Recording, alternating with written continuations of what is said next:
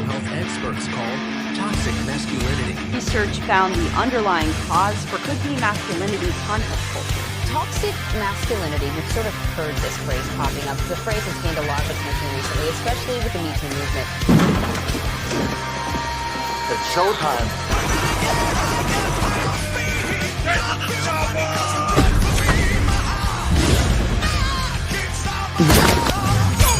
I'm no godless Tommy. I fought the Star-Spangled Banner. You bring the cavalry? Woman, I am the cavalry. They are my people. I am their sovereign. I love them.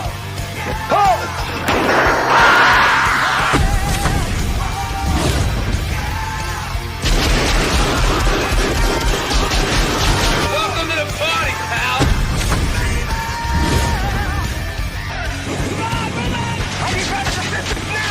Knock.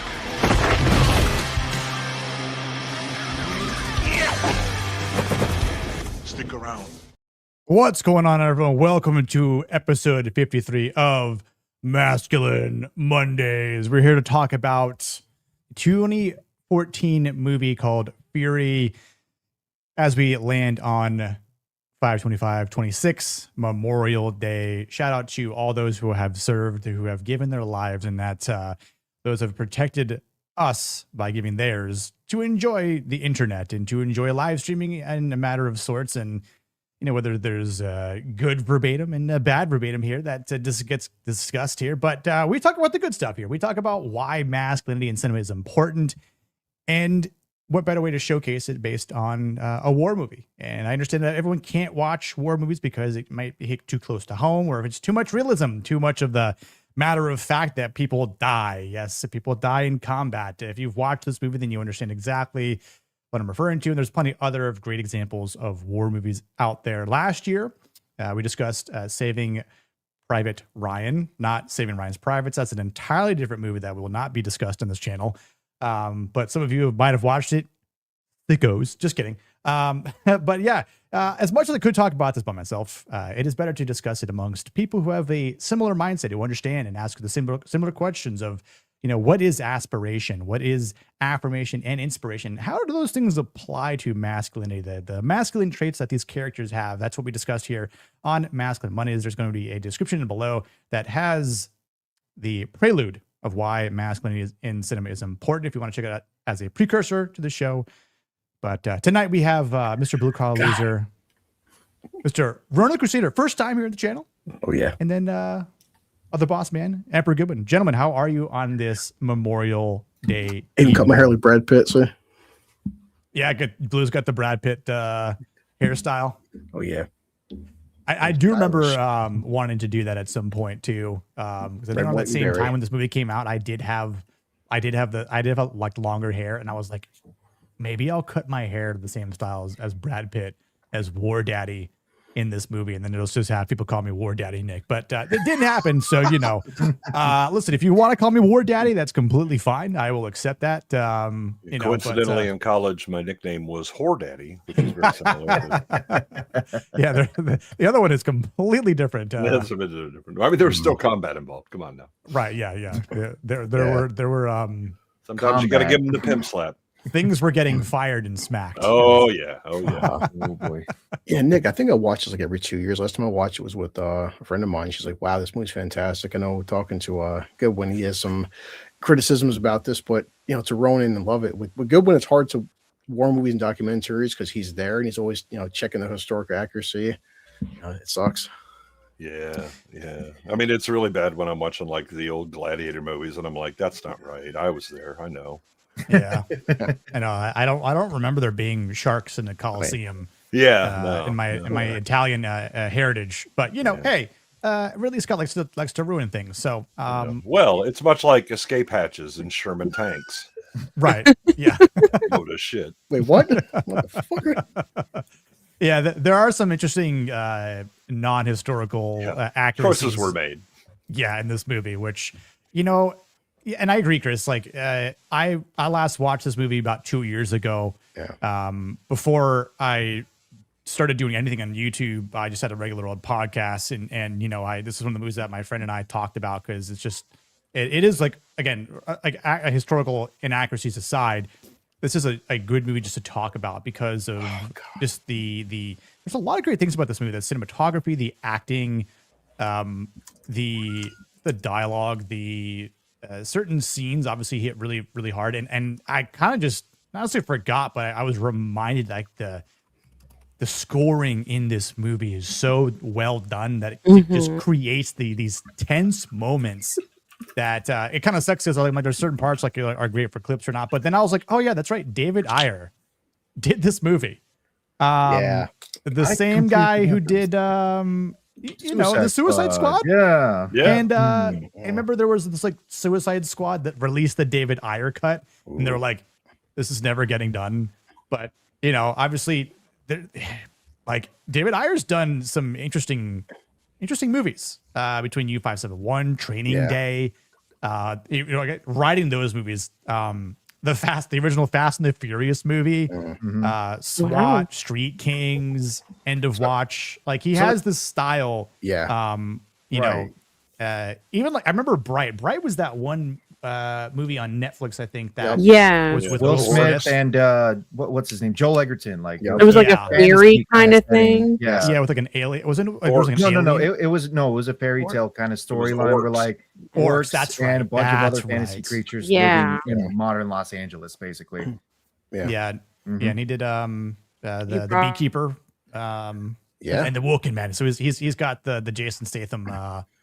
On paper, he would be a good candidate for a Suicide Squad if WB wasn't fucking him over. And like, that's exactly what I was going to say. I think it was more the studio that kept screwing him over, but because the man clearly has talent. Like if you've seen his rap sheet, he does. And I think barring the studio decision to like decide, like he actually is a pretty good writer and director. Like again, like you just think about it, like he did Suicide Squad, but then he does a movie like this, or so it's when he's really given creative liberty, he really does shine. Yeah, love it's 100% right. Like last week we covered Iron Man. People say, well, how the hell did Jon Favreau direct Iron Man? Then he directed Mandalorian and Grogu. But there's well, you start up top sometimes, and then it just kind of goes a steep decline. But all the stuff Iron Man 2 wasn't his decision, and also you notice that he didn't come back for Iron Man 3. So everyone's like, maybe it's not Jon Favreau. Maybe it's just like why is he getting paid? Why did he make The Lion King for? Because it's an easy $1 billion fucking Disney, film. Easy $50 million paycheck. I mean, the problem is he did Shep, which was basically his big complaint about the Hollywood studios and system being in charge of him. And then what did he do? Sold right the fuck out. Yeah.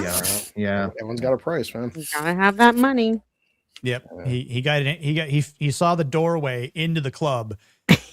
And then just decided to open the door and walk straight through. He swung it right open. Yeah, forgot everything else that came after that. I was like, I didn't talk shit about this whole industry. What are you talking about? It's kind of the look. You're a whore. We're just negotiating price now. Right, exactly. How much do we want to whore out? It's like with Matthew McConaughey. He was a big thing of rom-coms back in the 2000s. Yeah, but he was tired of being that. Yeah, and they were bringing prices to him that would set him up for life. But he was like, "No, I want something else," and that gave way to detectives and other films. Yeah, Dallas Buyers Club. Yeah, yeah, right. Wolf on Wall Street. Yeah, Wolf on Wall Street. Right. Yeah. Right. It is really interesting. And his greatest role, Tropic Thunder. Yeah. Yes. Right. Yeah. We will definitely cover Tropic Thunder at some point. Like that's obviously going to be like a banger of a movie. There's obviously quite a few movies that people like ask like, have you done this yet? I'm like, no, not yet. And like, listen, I'll do time. Like I have no plans on stopping the Monday night episodes. And obviously, there's an endless amount of movies that fit this trend, and especially nowadays when you're seeing these conversations arise a little bit more, especially with He-Man recently kind of coming out, and just this like questioning of masculinity, and then again, there was a recent post that I retweeted the other day, I think, about what was just overly way too feminist. Oh, that's right. They were making a Godfather sequel from a woman's point of view called Connie, and it's a feminist retail. Oh no, my stop. God. You just stop right there. Shut the Because door. whenever you decide to do anything that remotely close to the Godfather 1 or Part 2, you just stop because you already know you're committing, an atrocity. Yeah, we already have Godfather Part 3. Right. We already have Part That's 3. not enough as is. Don't need anything else. And then when you decide to go from a woman's point of view, Why are you gay? Women. that's all that happens. You might have some CTE. I don't know. I mean, I'm hoping that the sequel you to that shrink. is from the point of view of the woman that Sonny was railing during the wedding thing in the closet. That'd be nice. Yeah, it's from what's her face who then blows up in the car, and so it's a very quick story. No, Apollonia. Yeah. Yeah, it's a very quick. No. story I at mean that the one Sonny is banging in the closet, and that's you just Sonny. hear her like yeah. Well, Yeah, from the first Godfather, you see her for about 8 seconds. She's busy. an even squealing. shorter story. Yeah. Well, no, he was longer, but yeah.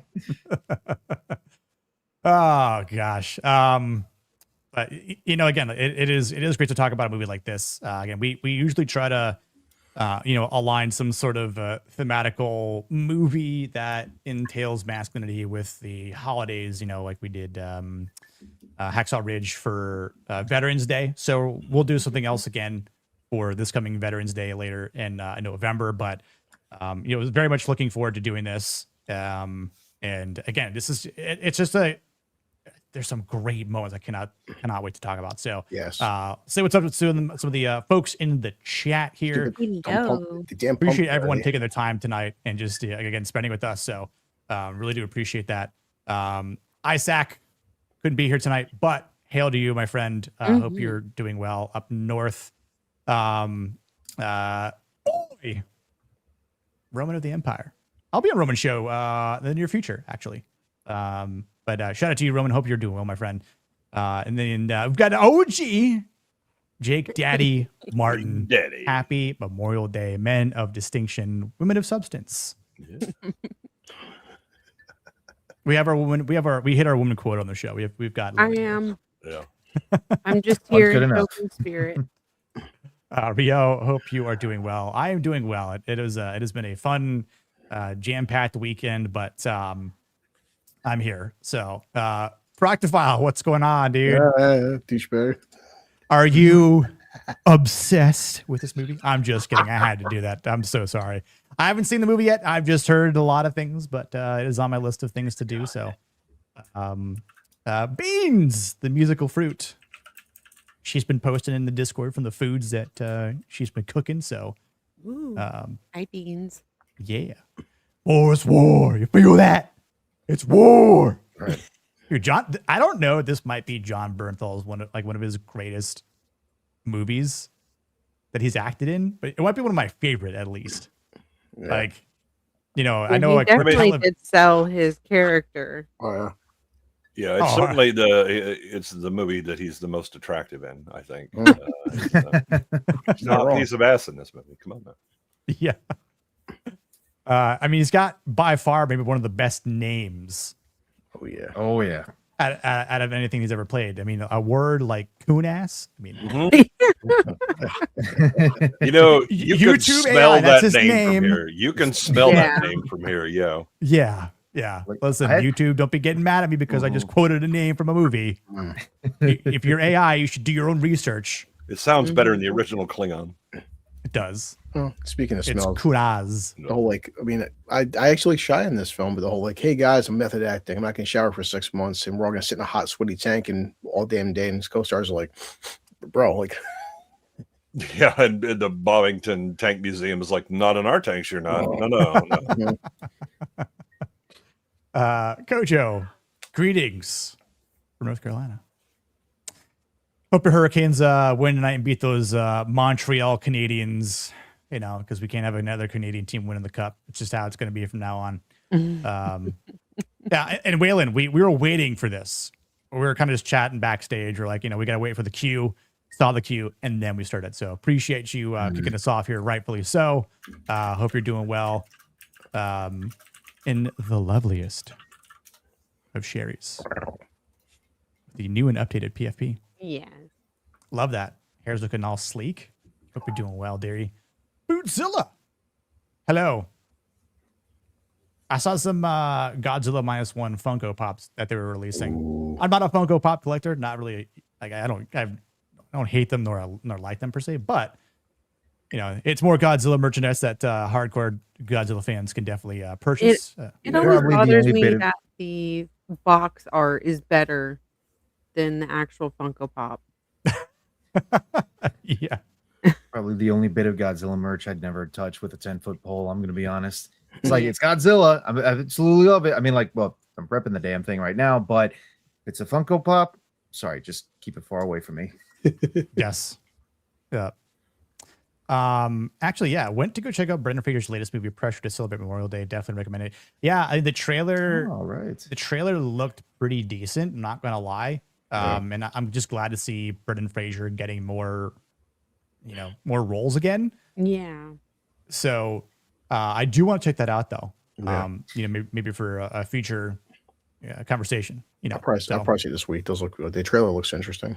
It's interesting, the kind of premise where, like, it's centered around D-Day, but they're trying to accurately figure out the weather. It's like, I'm not going to say they're running out of ideas, because World War II's got plenty of stories that they can make. It's like, I'm sure there's other stories we could tell, but like you say, Brendan Fraser finally getting another role again. Love to see it.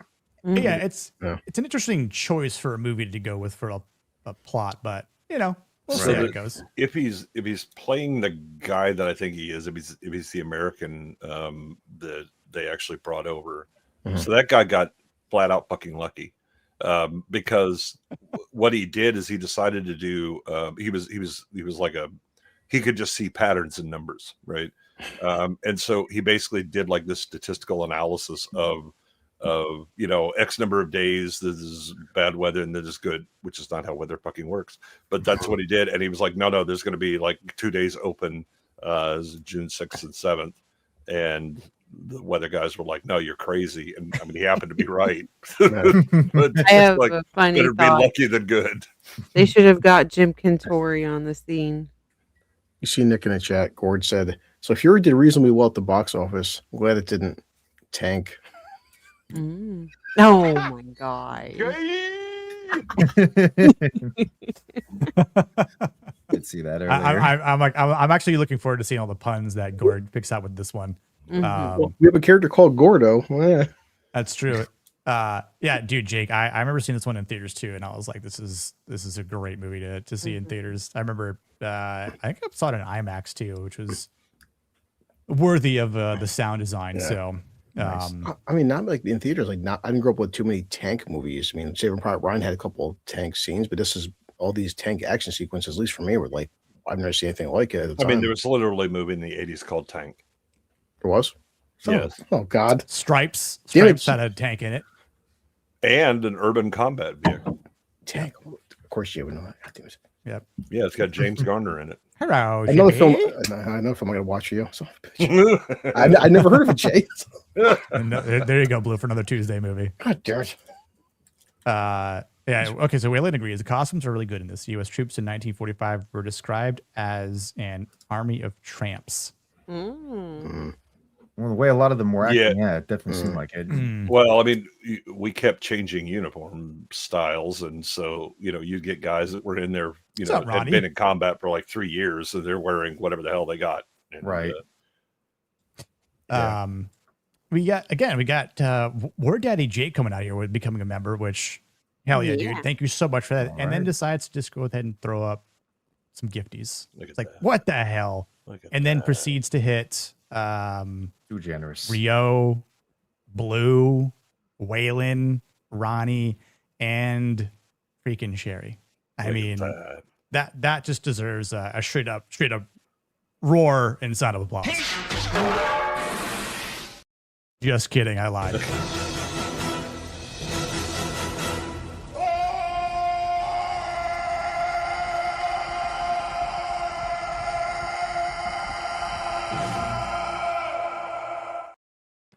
Now I would replicate that sort of roar for you, Jake, but I don't want to alarm my neighbors and be like, I understand it's Memorial Day, but what the hell is that man doing over there?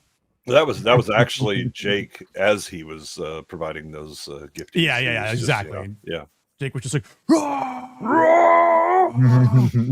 gifty.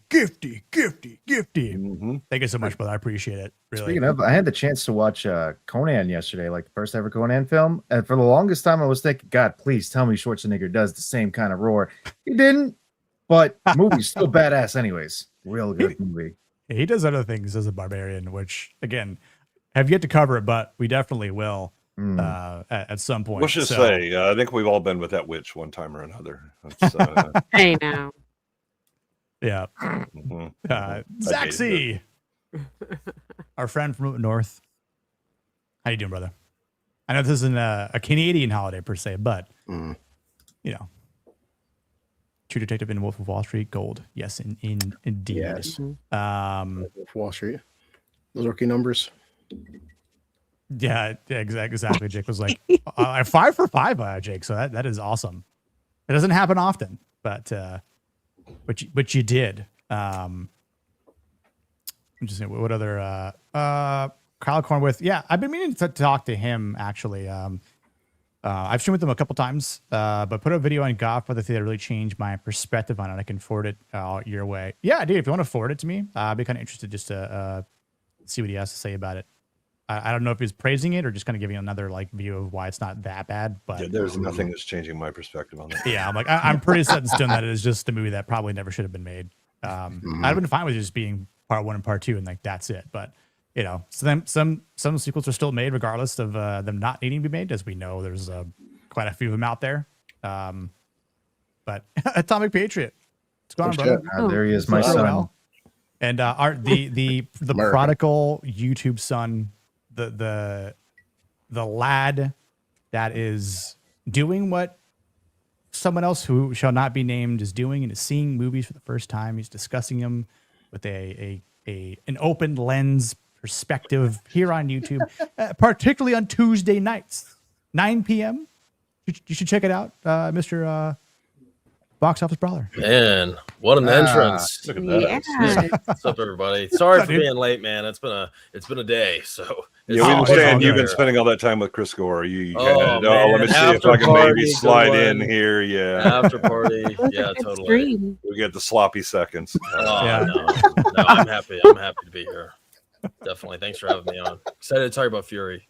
Yeah, I heard you talked about Mandalorian and Grogu earlier, so I was like, well, at least you get to talk about a good movie tonight. Yes, yes, yeah. This is a good refresher. This is one of my favorite war films. I absolutely love this. So I'm glad this is the topic. The Brawler, I do have to ask, how many war films have you actually seen? How many war films? Yeah, I've seen a lot. Yeah, I've seen Full Metal Jacket, Saving Private Ryan, Warfare, Platoon. Yeah. Yeah, okay. Let's see what else. Apocalypse Now. Apocalypse Now. That's soldiers. I mean, I got more. We Thunder were soldiers. is Yes, a we war were soldiers. movie. Okay. That's a good one. The Patriot. Wow. The Patriot. I guess I don't know if that counts. I mean, there's war. Yeah, I mean, war enough. We are battling the.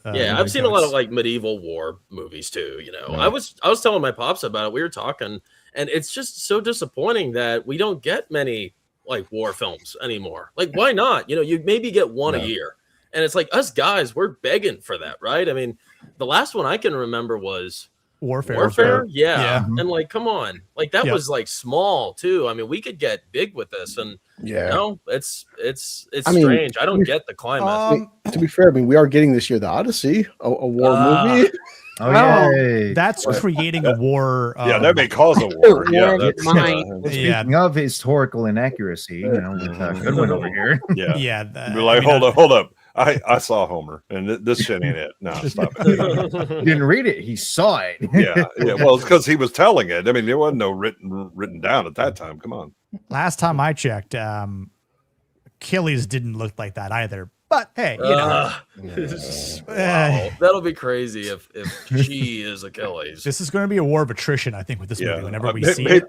I think maybe Nolan misread that and thought we're going to a Chili's and was like, okay, well, that makes sense. Nice. Definitely. Got good loaded potato soup. You know, I was going to say the other last good war movie we've gotten in recent years was probably 1917, which we'll definitely do next year. That was a while ago. Per the anniversary, but... You think that's the last good war film that's come out? Well, okay, let me ask this. Who that here was has a seen, while ago. Who here seen Netflix's version of All Quiet on the Western Front? Yeah, I saw it. Okay, yeah. Probably doesn't hold a candle to the original, I would say. But no. It's still all right.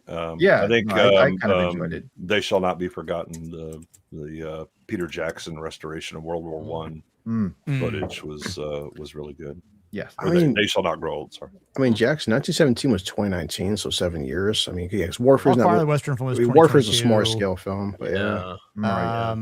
Well, I mean, yeah, again, Warfare was last year, but that wasn't a war movie. I don't get it. Why aren't we getting more of these? You know, I think us guys, I'm dying for it. I would love to see a military epic. We need modern World War II, Vietnam, whatever you want. Well, like I think trenches battle, you know. You can't have sufficient representation. There's no women roles really. I'm not kidding. Is that something that Hollywood really wants to make? I mean, come on. There isn't complaining about toxic masculinity, so you can be sure that they're not going to actually show that kind of thing. Now, to be fair, last year did give us a masterpiece of a war film called War of the Worlds. So. That's true. That's true. That was a great war. I was going to start my own one-man war. Blue, what's your shirt say? My pronouns are pronouns are USA. Nice. Let's go. Once I get drunk enough to war, I'm supposed to Captain America. Nice. Jackson, red, white, and berry. Ooh, look at that. You're all in. There you go. You got the Brad Pitt haircut. Yeah, man. I would always get a Fury haircut. That used to be my thing. It didn't work on me very well. I was saying earlier, I was going to go try and get it. The same thing. It's so cool. But yeah, you're pretty close. I mean, when I had longer hair, I was going to do it, and after this movie came out, I ended up just cutting my hair off anyway, like the following year. But you know, I just use a one guard on the side. Yeah. I was going to say the other movie that came out in 2024, which again, it technically, well, it's based off of actual people from World War II. The Guy Ritchie movie, The Ministry of Ungentlemanly Warfare. Now, granted, again, I think it's a fun movie, but it is very historically inaccurate. Well, the better thing is the series about the SAS getting started that Zach's was. SAS Heroes, right? Yeah. That is much better. Yeah, you know, I mean, I'd say again, like, there's better, probably better series out there. Ooh, Zach's brings up a good movie, The Outpost. I know. I watched that with my sister and brother-in-law, my nephew. Wait, Outpost was 2017, right? Yeah, actually, it seemed like that. It's 2019. Was it 2019? Okay, 2019. Okay, it was. Yep. My sister and brother-in-law like, Chris, we gotta watch this. I sat down, we all watched it. We're like, holy shit, where did this come from? Oh yeah, I didn't get to see that one. Definitely love to check it out. The Outpost is good. Yeah, it is. It is. Definitely want to talk about that at some. Didn't Shai knock out his teeth for this? I mean, I would have done that for him. I think so. He did a lot of crazy shit on set for this. He's talking on these John Bernthal podcasts because they were in it together. He just did. He was out there. Well, I mean, once you decide you're going to play, capture the flag with 4chan and you lose repeatedly, maybe it'll drive you a bit nuts. What's up, Suka? How you doing, man? Yeah, because even Dunkirk is 2017. So yeah, I mean, Jackson's right in the sense. I love The Covenant, but The Covenant was like a war film. We haven't had. Yeah, I enjoyed Covenant. Yeah. Oh yeah, but just that and Warfare aren't like war historical epic films like this or like Saved by Ryan. You know? Civil War, I mean, I thought, yeah, I mean, if you like journalists, then there you go get that. The most subhuman category. Yeah, nice. Gord. I mean, the ones that get to call timeout in a war zone. Timeout. No, look at me. Right. Ollie Oxenfree. That was my introduction to that Hispanic actor. I don't know his name, but I thought he did a pretty good job at that Civil War. He was also in Narcos. Oh right. yeah, Yeah, that's right. He was. His name. Yeah, he looked totally different. Yeah, it's a shame about the writing and the actual story. What kind of American are you? Best part in the movie. Yeah, and I'm with Waylon. Dunkirk can, in fact, eat my ass as well. Not the other way around. I love the movie Jay with the whole characters. I never remember their names. Not only that, but it was like, oh look, Dunkirk, where they managed to save like 300, 400,000 people. Why are there only 30 people in this fucking beach? Because Christopher Nolan is a tard. I don't want to use effects. You might want to here. You might just take it. Well, he made a mistake with Dunkirk. Movie. Yeah. He also makes it with Oppenheimer with the world's flattest and most unimpressive atomic explosion. Well, I thought you say breast, but okay. Well, I mean that too. That's a different stream. Yeah. That's when we're covering Saving Ryan's It's good Private. ones, members only. Yeah, that's my only fans. Oppenheimer, technically Oppenheimer had boobs. Chris for $2. Gordo's going to ruin the stream for me. I know it.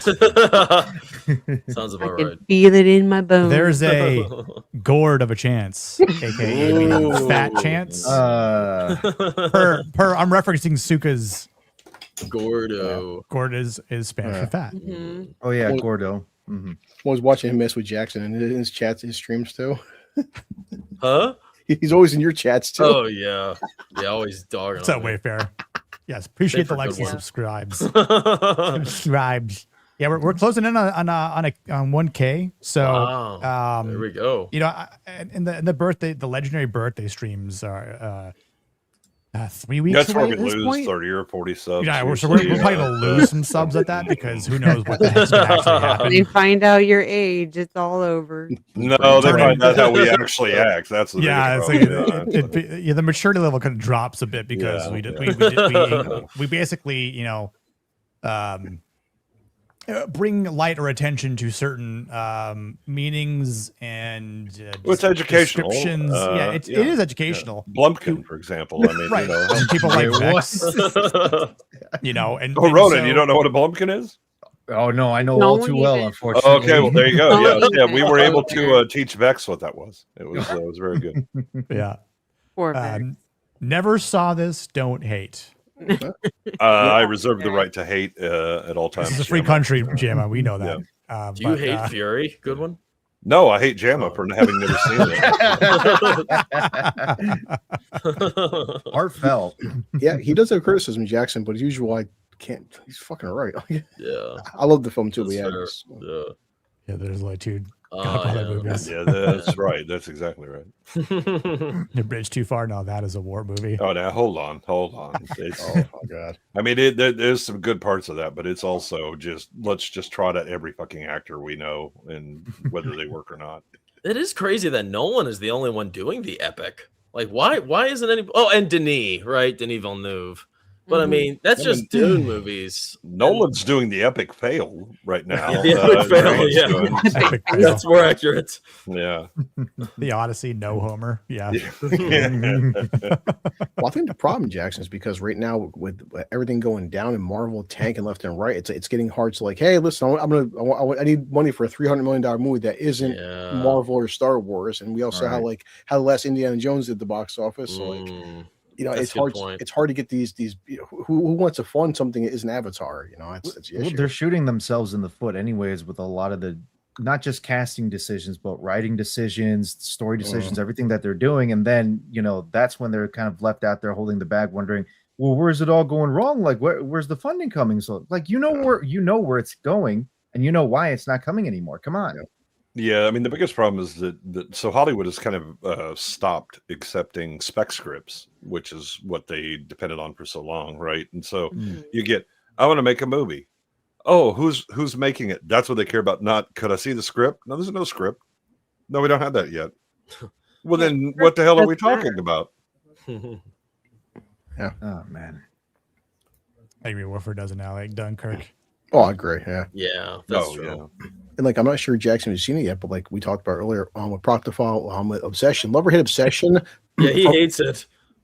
But the cool part is like Obsession is going to make at least 100 million. The budget was $700,000 to make $100 million on a $700,000 budget. That is absurd. Like that's so I mean, that's one of the other problems too. Is like you're seeing these inflationary budgets. It's like going really overboard. And then you got these small movies that like they're spending at most maybe $1 million, $5 million probably. Yep. And if they're playing it real smart, like you say, like with Obsession, $700K, and they can make a thing that just knocks it out of the park. Yeah. Well, and I think the one thing that I would point out about Obsession is clearly word of mouth is working because it had a larger second weekend than it did its first. It's crazy, 30%. Yeah, it's 130%. That is crazy. Tell me the last movie that did that. Well, also Obsession basically beat a Star Wars movie. In 2026, to be fair, that wasn't a Star Wars movie. That was a bad fan. It's a shitty commercial for a bad toy that nobody cares about anymore. I know. What's up, Aztec Warrior?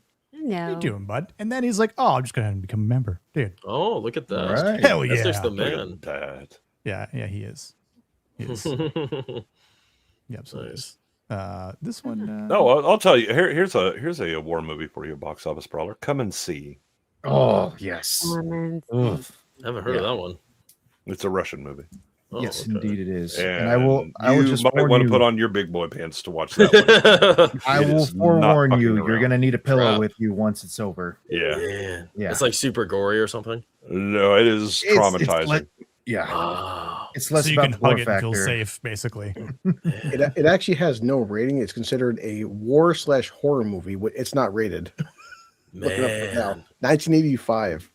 Wow, that's why I haven't heard of it. The production Sounds on good. it was absolutely insane too. What they kind of put these kids through, it was. There's a reason that kid has that look on his face. It's because he went through that damn movie.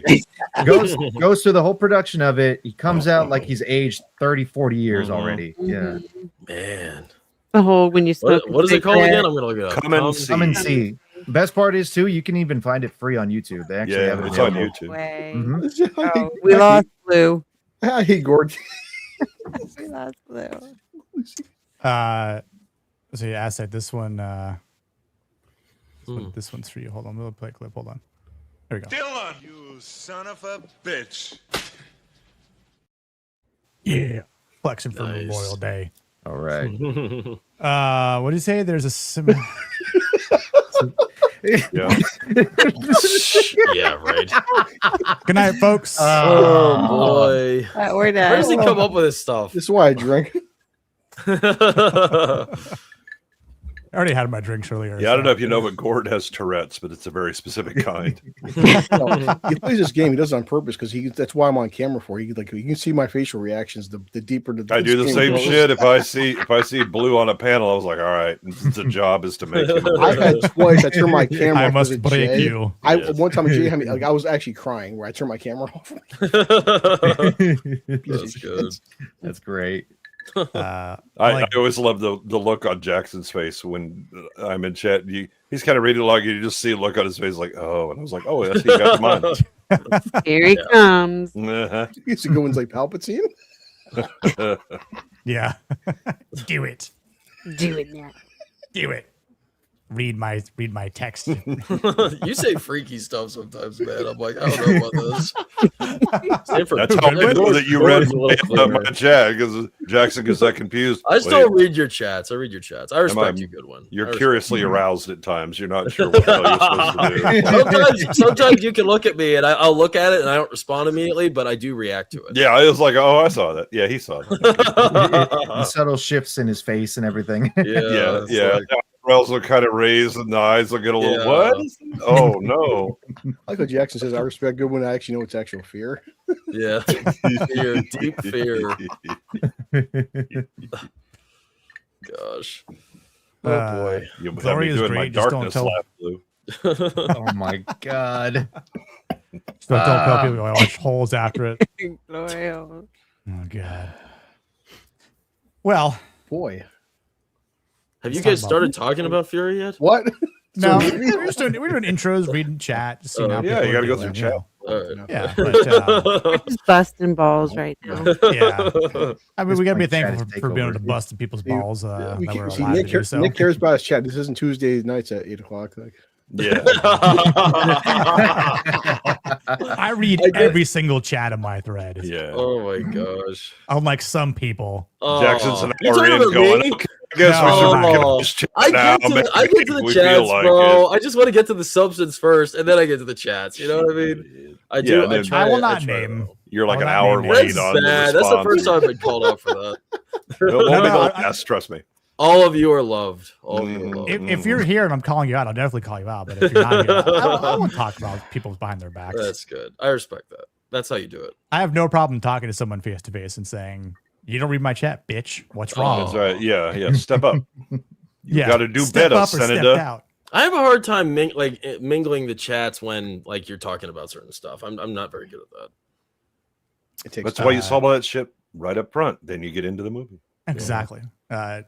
$2 from Mona says, "Do you read?" Yeah.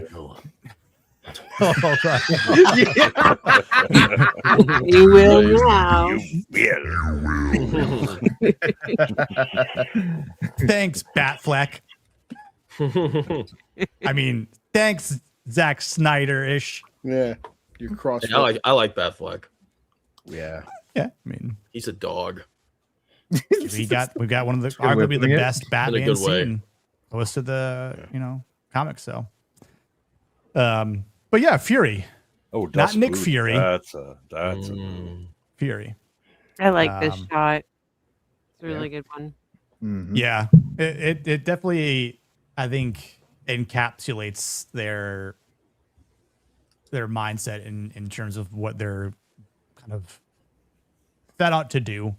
It's sort of like what Brad Pitt, what Don is telling Irma, it's in German, right? It's just the next mission after mission after mission. It's just like they're always on the move, and you hear of the stories like, well, we were in Africa, and then we were, in France, and then now we're pushing the Germans back into Germany, right? It's just like they've been all over the place, and I mean they've been in all the theaters. I mean, they North Africa when you first come in, then Sicily and Italy and all of that, and then going into Europe. Yeah, And you can see at the end when they make their final stand, Don's like, "This is all I know. This is my home. This tank is everything." In And I'm retrospect, not that gonna let it statement go. now actually carries a lot more weight to it than I realized when he said it. But you also realize they're a month away from that war ending. yeah. I think that he even mentions that, like, this war could come to an end. Well, it's as like well. I love the discussion where he's like, why don't they quit? He's like, would you? Yeah. Yeah, exactly. Like, What was it called that Hitler did? Like is it Total War? Is that what War it is? Where strategy, everybody yeah. has to. Every man, woman, and child was conscripted to basically fight, and we see there were some kids that were on the front lines, Yeah. literally Yeah. carrying Panzerfausts or carrying ammunition for the Nazis. It was brutal.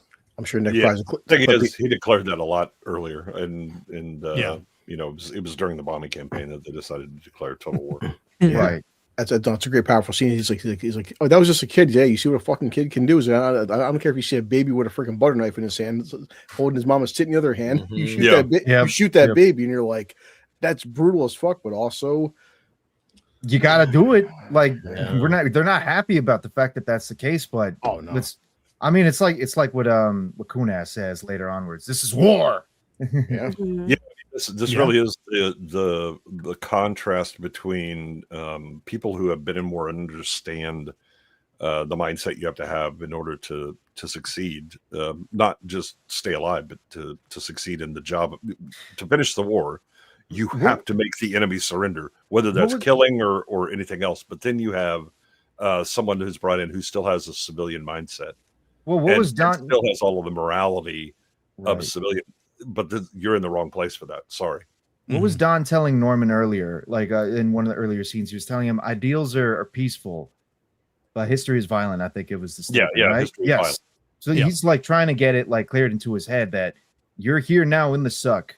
You're going to be fighting. You're going to be killing. This is what you got to deal with. So, yeah, you have the luxury of certain beliefs, in peacetime. Right. You do not in war. because again oh, I'm worried about this, and it was like, yes, but you have to kill the guy who's trying to kill you, and the idea is to get them to surrender one way or the other. I don't care if it's through demoralization or anything else, but they need to stop fighting and recognize that they lost and they accede to your terms. And if that involves killing all of them, well, then that's what's involved. And it's above all of these guys' pay grade. Right? Their job is to kill. Right. They see it as a job. Yeah.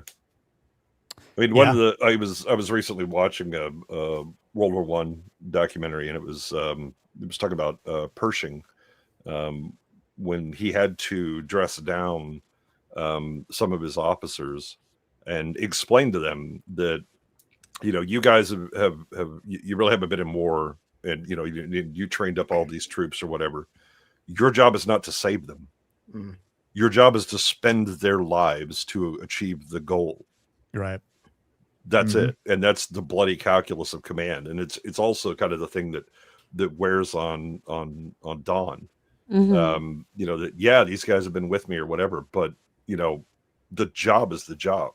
Yeah. And if I step out of the way, okay, well then somebody else is now, taking their guys and spending their lives for this thing. And so, we lost someone, and it affects him. He has that breakdown.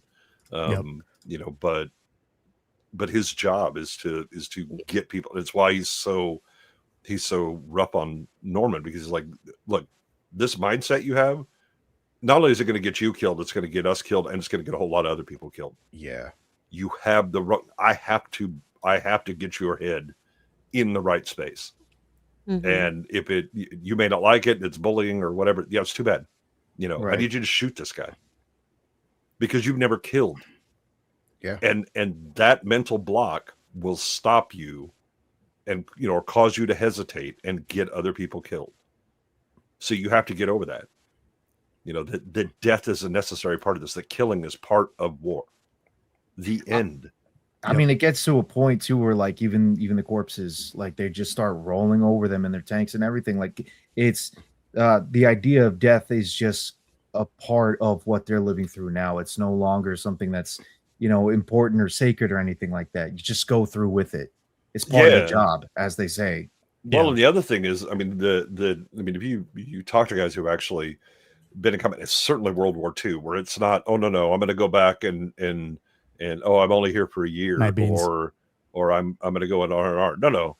You're in it, and your term of service is until end of war. Yeah. Or you're so damaged that you're no longer fit for duty, right? And those guys, I mean, quickly learned that if you want to stay alive, you have to assume you're dead. The thinking about, oh, I'm alive, and I'm going to try and say, that'll get you killed. It'll also drive you insane, right? You have to just go, yeah, I'm dead already, so just go through, right? And in many ways, it's like prison, right? You go in, you have to stop thinking about home and all of that. This is the thing. Every day is the same. You have to be present in the war. Yep. I recently had a friend of mine say, Chris, you don't seem the kind of person, nothing about you seem like the kind of person that went to prison for 3 fucking years. I'm like, I know. Because when I talk to you guys on YouTube or in person, trust me, when you're in prison versus being on, you're 2 different fucking mindsets, son. Yeah. Man. Yeah. Wow. Left it at the door. But it's something I always want to say, because a buddy of mine, this was 10 years ago, went to Afghanistan for a couple of years, and he just said, short story long, that like his wife just had a baby boy. It was happy as hell, and guys go on patrol, and next it's like, hey, we have a tank, we're going down the street, and in the middle of the street we see a baby carriage, a crib. There's a baby inside that crib. It's, oh my god, the baby's 6 months old. Get out. Yeah, okay, they get out, go check the baby. What they don't realize is inside that crib is about 10 pounds of fucking C4. And what happens is, and a whole platoon gets wiped the fuck out. And he goes, he heard about that stuff, and God was bawling his eyes out, knowing this stuff happened to like some of his comrades. And like Jay would say, in your mentality, like, I just had a baby boy, and I just watched some people fucking strap an entire crib full of C4 and wipe out fucking 10 of my platoon mates. Like, that's how shit gets. Yeah. And again, if you don't adapt, your mindset. So that's the thing about it is, when you go into that stuff, you better put all of your civilian thinking and all this stuff in a box somewhere, and Yep. and Set it you can aside. unlock it when you get done. But Yep. when you're in it, you're in it, and you have to always stay in that mindset. So the things that, oh look, it's a kid, and it's like, you don't know that kid isn't wired. You better treat it like anything else, right? Okay, you're gonna send one guy to check it and all that. Everybody else is gonna stay behind. No, we're not getting out of goo goo gaga because you get killed. Yeah. You may see a pregnant woman. Oh, she's got a big belly, right? She's 6 months pregnant. And pulls out a fucking AK-47 or something. Or again, that whole big beer belly. That's like about 6 pounds of fucking C4. She'd be strapped up. And yeah, it's actually not a human being inside there. That's C4. Yeah. So yeah, you really do have to question everything. And I think, for this time period, right? Like the communication rolls out slower as far as the tactics that the enemy, the opposing threat is utilizing, for warfare, right? I mean, and obviously it's just downright inhumane to be using these sorts of tactics, but for them, it's like, don't care, because our job is to win the war, however necessary, however possible. Well, I mean, in this case, he was in uniform. Shoot him. Oh yeah. I mean, it's in uniform. That's but he's 12-year-old kid. Too bad. Yeah. No, I know exactly. That's why, like, that's that is definitely one of the, the masculine scenes that that I was going to talk about when we're talking about Wardaddy, because it's like, no, Norman, you're going to shoot this guy. Like, I want you to take this person's life. I don't care if it's a child. Like, we are at war because, what did this child just do to one of our troops? Yeah, he just killed a tank, and you watch guys burn to death. One guy was on fire and shot himself in the head to save himself from burning alive. Yep. I mean, it gets further emphasized too when they're finally crossing the clearing. They take out the cannons that are over by the tree lines. Then you have most of the German troops hiding in the trenches there. They're either getting shot to death or literally getting run over, a head just clean smooth off. Yeah, they find the one German soldier wearing an army sergeant coat, have him surrounded and everything, and then Wardaddy has to really press it into Norm that you got to kill if you're going to survive in this kind of place. Yeah. What do you call it, Wardaddy? Yeah, that's Don's. Yeah, that's Don's. That's Brad Pitt. Don. Yeah, Wardaddy. His nickname. They're on the crew team. Yeah, it's Wardaddy. His war name. But he has to press it into him though that he's got to learn how to kill, because he could get himself killed, not killing, or he's going to get the crew killed, which is going to make it even worse. So he drags him over to this army sergeant, gives him his revolver. The dude refuses to do it, but we all see what ends up happening anyways. It's wild. Like, especially when they're making that trek across the open field, right? And you got tanks that are or high velocity fire, right? Yeah. And it's Boyd that is Bible, Shia's character, right? He's the one that's taking him out.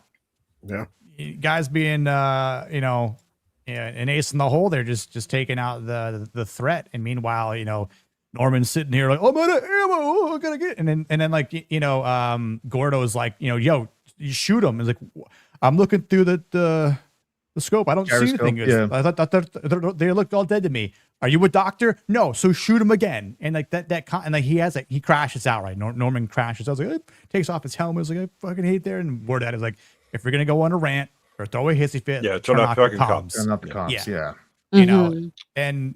But again, it's like just but you also have the compartmentalization of Bible when they're rolling up, and and he is just raking everybody with fire and all that stuff. But he gets out, and there's the one German that's dying. He goes and prays over him, right? Says the Lord's Prayer with him. At least, because again, now's the time for that, right? But in the tank, when you're shooting at me, my job is to kill you. Yep, that is right. This one too. Seem to remember a line about firing in bursts to harvest more meat per bullet. Yeah, Gordo says that to Norman. He says it so casually too, and Norman's just like, "Wow, that's so messed up." That's another thing I picked up too. Like they were treating it like they were working a butcher shop, essentially. Like the wording on it was amazing. I mean, they are. No, I know. That's kind of the thing is that they keep throwing meat at me, and I just keep knocking it down. That's kind of what you have to think of it as. Right. Now, if they surrender, all right, we have a different discussion, right? But if you have a gun or whatever, you just meet, and we're gonna grind. You're a meat bag. Yeah, meat grinder. As HK-47 says it oh so well in KOTOR. But it's also very true though, right? They're just doesn't matter what they're Nazis. Like it's like who am I shooting? The Nazis. Yeah. Yeah, exactly. Like you remember who you're fighting against, right? There's a lot of interesting points that Norman has to go through, and again, he does have a tough time trying to compartmentalize everything here. Yeah, I mean he's dumb. He's a clerk. He hasn't even really had like any AIT when it comes to combat or anything like that. So he's not trained. Certainly not trained for tank. It seems weird that they threw him in there. Like I feel like a tank driver, you would need some sort of training and specialization for that role. But I mean, he just went right in and did fine. He's not a driver. He's an assistant. He's assistant. Oh, okay. Yeah, he's just running the gun. I remember him being on the guns. I thought I heard somebody say he was a driver. But I don't remember. Gordo, basically. Yeah, he's basically an assistant to Gordo. Yeah. Yeah, but you do see a turning point with Norman at a certain moment when the girl dies. He finally starts realizing that life is on the line, and you do see how he changes throughout. He's like, I'm gonna kill them now. Kill these I mean, like he just met this nice German lady that had some fun time with, and then afterwards she just ends up dead, right then and there. So it's like, I'm gonna kill these motherfuckers. They're all gonna die, every last one of them. I don't care about them anymore. It's done. Because it wasn't by the American hands; it was by the German hands. I think. Yeah, and it's also it's not targeted. Right. I mean, it is literally okay. We do indirect fire, into this area because we know that troops are massed there. We also know civilians there. We don't care. Right. Yeah. So when you just see that, okay, this is war. Mm-hmm. That's the classic war story that always pans out. That always wins my heart when, the soldier worn in battle finds a nice girl and it doesn't work out, or even worse yet, she dies or they lose contact. That's always just so heartbreaking. Mm-hmm. Yeah, it always works. It's the same. Like you see it so many times over, but man, it works every time. Oh, Band of Brothers at Bastogne. Oh yeah, they were actually showing that earlier today on TV. Yeah, they're doing a whole marathon episodes. Yeah, yeah.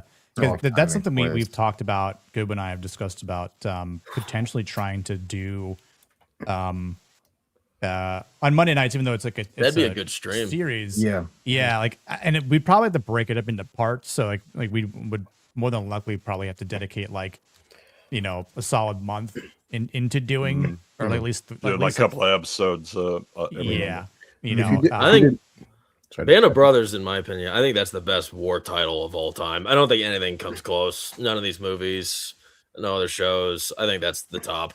Yeah, if you ever been Nick, it's far better than Saving Private Ryan, that's for sure. I'll talk to Jay and Gary because my friend Gary worked on. He was in Band of Brothers, so he'd be great. That's cool. Yeah, he worked on it. Yeah. Yep. The thing about Band of Brothers is that you have the benefit of them in training, and then the full run until the end of the war, and so you see. Okay, here's the guys that we come to know, and then you lose some, and some are wounded, and then come back and you see that because they missed certain key battles that kind of define the group, that they're kind of treated as outcasts. They're almost like replacements again. Easy company. Yeah. The idea of the replacements, right? That and that's really what Norman is in this. I mean, he's the replacement system was such a shit show. Coming in, there was just throw them into anything. Okay, here are just bodies, and that's kind of Norman was like, you're a clerk. We don't care. We need a body. By the way, we're short on replacements right now, so here you go. I think that's an interesting journey. Like these characters earning the respect from the hard-worn veterans, like Brad Pitt and these guys, and it took him a lot to get to that point where they respected him, but. I think that works so well in these war films. In Band of Brothers too, all those newbies, they eventually got the respect, but at first, they were neglected. No, it's yeah, a good but even then different- they're treated, you know, like guy that he didn't fight in Africa. You know, he came in, you know, on D-Day or whatever, and has gone through all that shit, and then he's talking about things. It's like, hold up, you weren't there from the beginning. I mean, you weren't with us at Curry, you know, and all that. It's just there's still kind of a ranking system in there. Of, that was an interesting case. I remember that. To put it in loosely, it's like a hazing term. Essentially, yeah. Well, or again, you know, it's the you know, you're on a football team and you start out, you know, 1-15 and then win a Super Bowl 3 years later. And it may have been a guy who came in the second year when you were like 8-8. And he was there for most of it, but it was like, yeah, bro, but you weren't there at 1-15. Yeah, you're not one of the OGs. The worst times. Right. Yeah, exactly. I mean, you kind of see that too with what's his face, the coward in Saving Private Ryan. Upham. Yeah, Upham. Yeah, you know, it's like, oh wait, what? Yeah, and I mean Norman is very much like Upham. In this, and the one thing I appreciate is Gordo when he you know, when they're in the med area where the dead Germans are, and he says, you know, you're a good man. Yeah, right. I did You know, that he Oh, recognizes the morality, and he also recognizes that he doesn't have that really anymore. Well, he's lost. But well, and with good reason. You know, the hope is he regains it when he gets home. But you know, this is the thing he's put away and locked, you know, far away. But can still recognize it in others. Yes, it's also why they haze him so much to begin with. Yeah. Yeah, I mean, even like with Wardaddy, when Don tells him, "Don't get close to anyone, don't feel attached to anyone." Yeah, you know, just do what you're told, keep your distance. Do it, you know, it's that simple. You know, because it's like, and it's the way the movie starts out. Like the Fury crew is already down one man. Right, there's already blame coming from Kunas to Wardaddy. Sorry, I had to say that. Yeah. Yeah, you see this banter back and forth. See the It's your fault, right? It's blame. It's not your fault. It's the Reds' fault, right? You know. And poor Red's still there with like half a face just laying there on the tank. I know. Got Norm to have to clean up. Norm has to clean it up. Yeah. No. By the way, I'd like to welcome you to your new job. You'll be mopping out the prior. Yeah, exactly. Like, and then he throws up afterwards. It's like, yeah, dude, I don't blame him for that, but you know, it's like, you know, I mean, it does suck because it's like, you know, again, the fact that they were closer to the guy that died, and then they're having this rookie, this greenhorn come in who's got zero experience whatsoever. It's like, why they couldn't have anyone else is one thing. Even Don's like, what do you mean you're not in my crew? And he's like, yeah, no, so and so said so. It's like, oh, he says so, then it might be 3 or 4. All right, well, you know, all right, okay.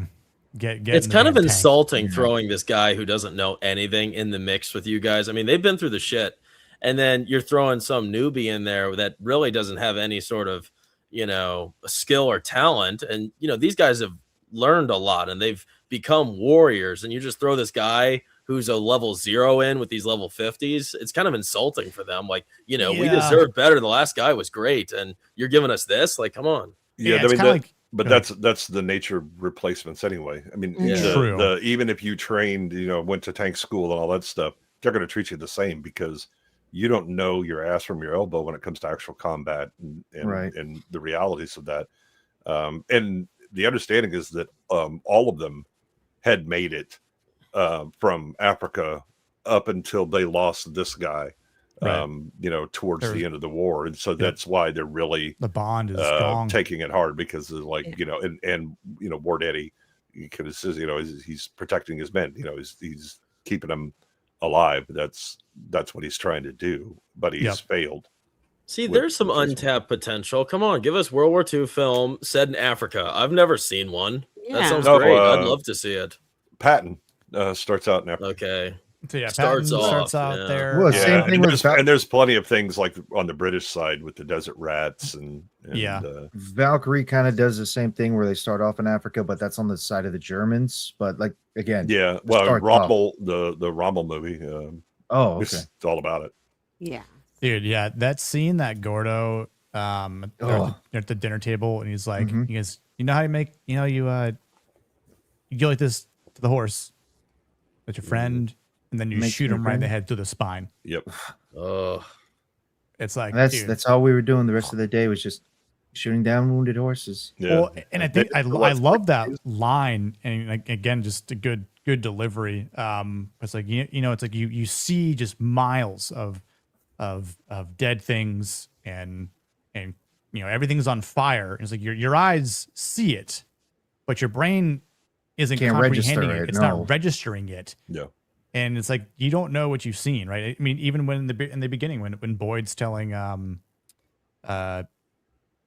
like, "Are you saved?" And says, "I was baptized." And Grady said, "Stop! You got to think. You got to think. You ain't thinking." He didn't ask you that. He didn't ask you that. Yeah. You know, It's and almost like these words mean something. right? And it's like, I don't know. It goes, when you see what another man will do to a man, you'll want to get saved. You know, so it's. Yeah. You know, again, there's a lot of biblical references in this movie as well, which, you know, is interesting for Wardaddy's character. And just, you know, as we kind of move along here, a lot of masculine traits to talk about with these characters. And we got our rating here for every character from 1 to 10, and specifically, you know, talking about Wardaddy. You know, he references the Bible quite a bit. Like he knows a lot of scripture. He does at the end. Right. Yeah. He's surprised. The Bible's been with him for like 3 years. Right. Whole time. Didn't realize it. Yep. For a man who seemed like he'd seen it all and was so like jaded about the entire situation, the fact that he still held on to his faith in the end, it's like what you say, Goodwin. It surprises even Bible. But that's like one of the most defining things I would say about him. It's really amazing. Yeah. Sarah's one of my favorite World War II movies that takes place in North Africa. Mm. I like Sarah. You know something I It's good. appreciated about It's a his good movie. character, you know, like he's such a strong character when he's around you know, his men, and he's really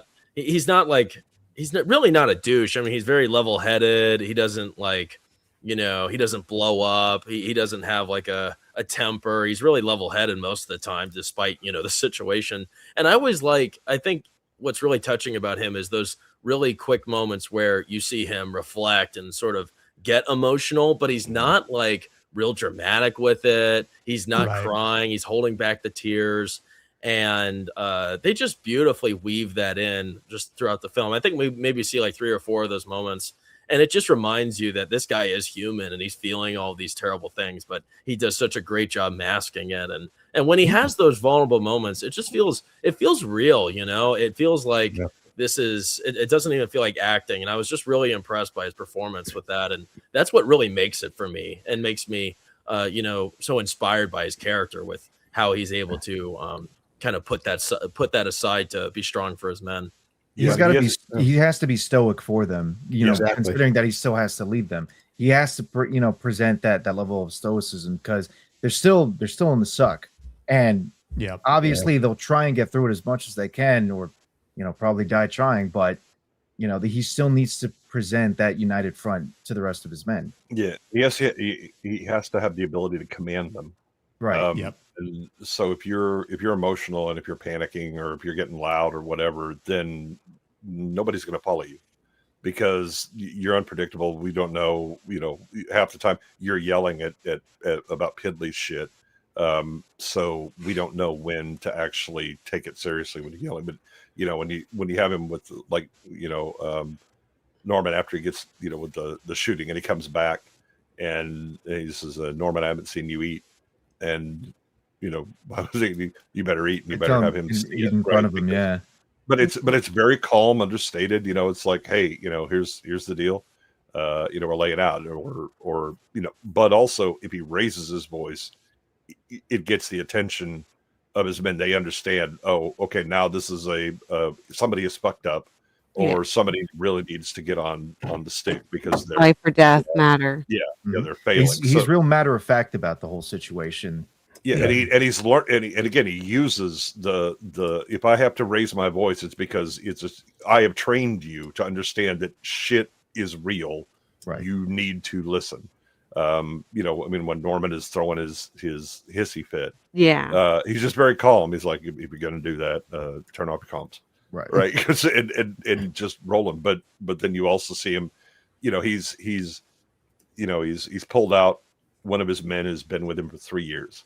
You know, he's okay. I'm gonna walk away for a moment and then, you know, find a private place because he knows he's going to lose it a bit, and he can't afford to do that in front of his men. He has to be a rock, the constant for them. They can lose their shit at times, and he can be, you know, kind of that stabilizing influence that is like, yeah, it's fine, but you got to get up and you got to do your job. He is not allowed that because of his command role. That's the burden of command, right? Yep. And also at times that you realize I may have to spend my men's lives, right? And I have to. I'm gonna do it as, you know, I'm gonna spend them as you know, miserly as I can, right? You know, that I'm really gonna. But if I have to, I will. Yeah.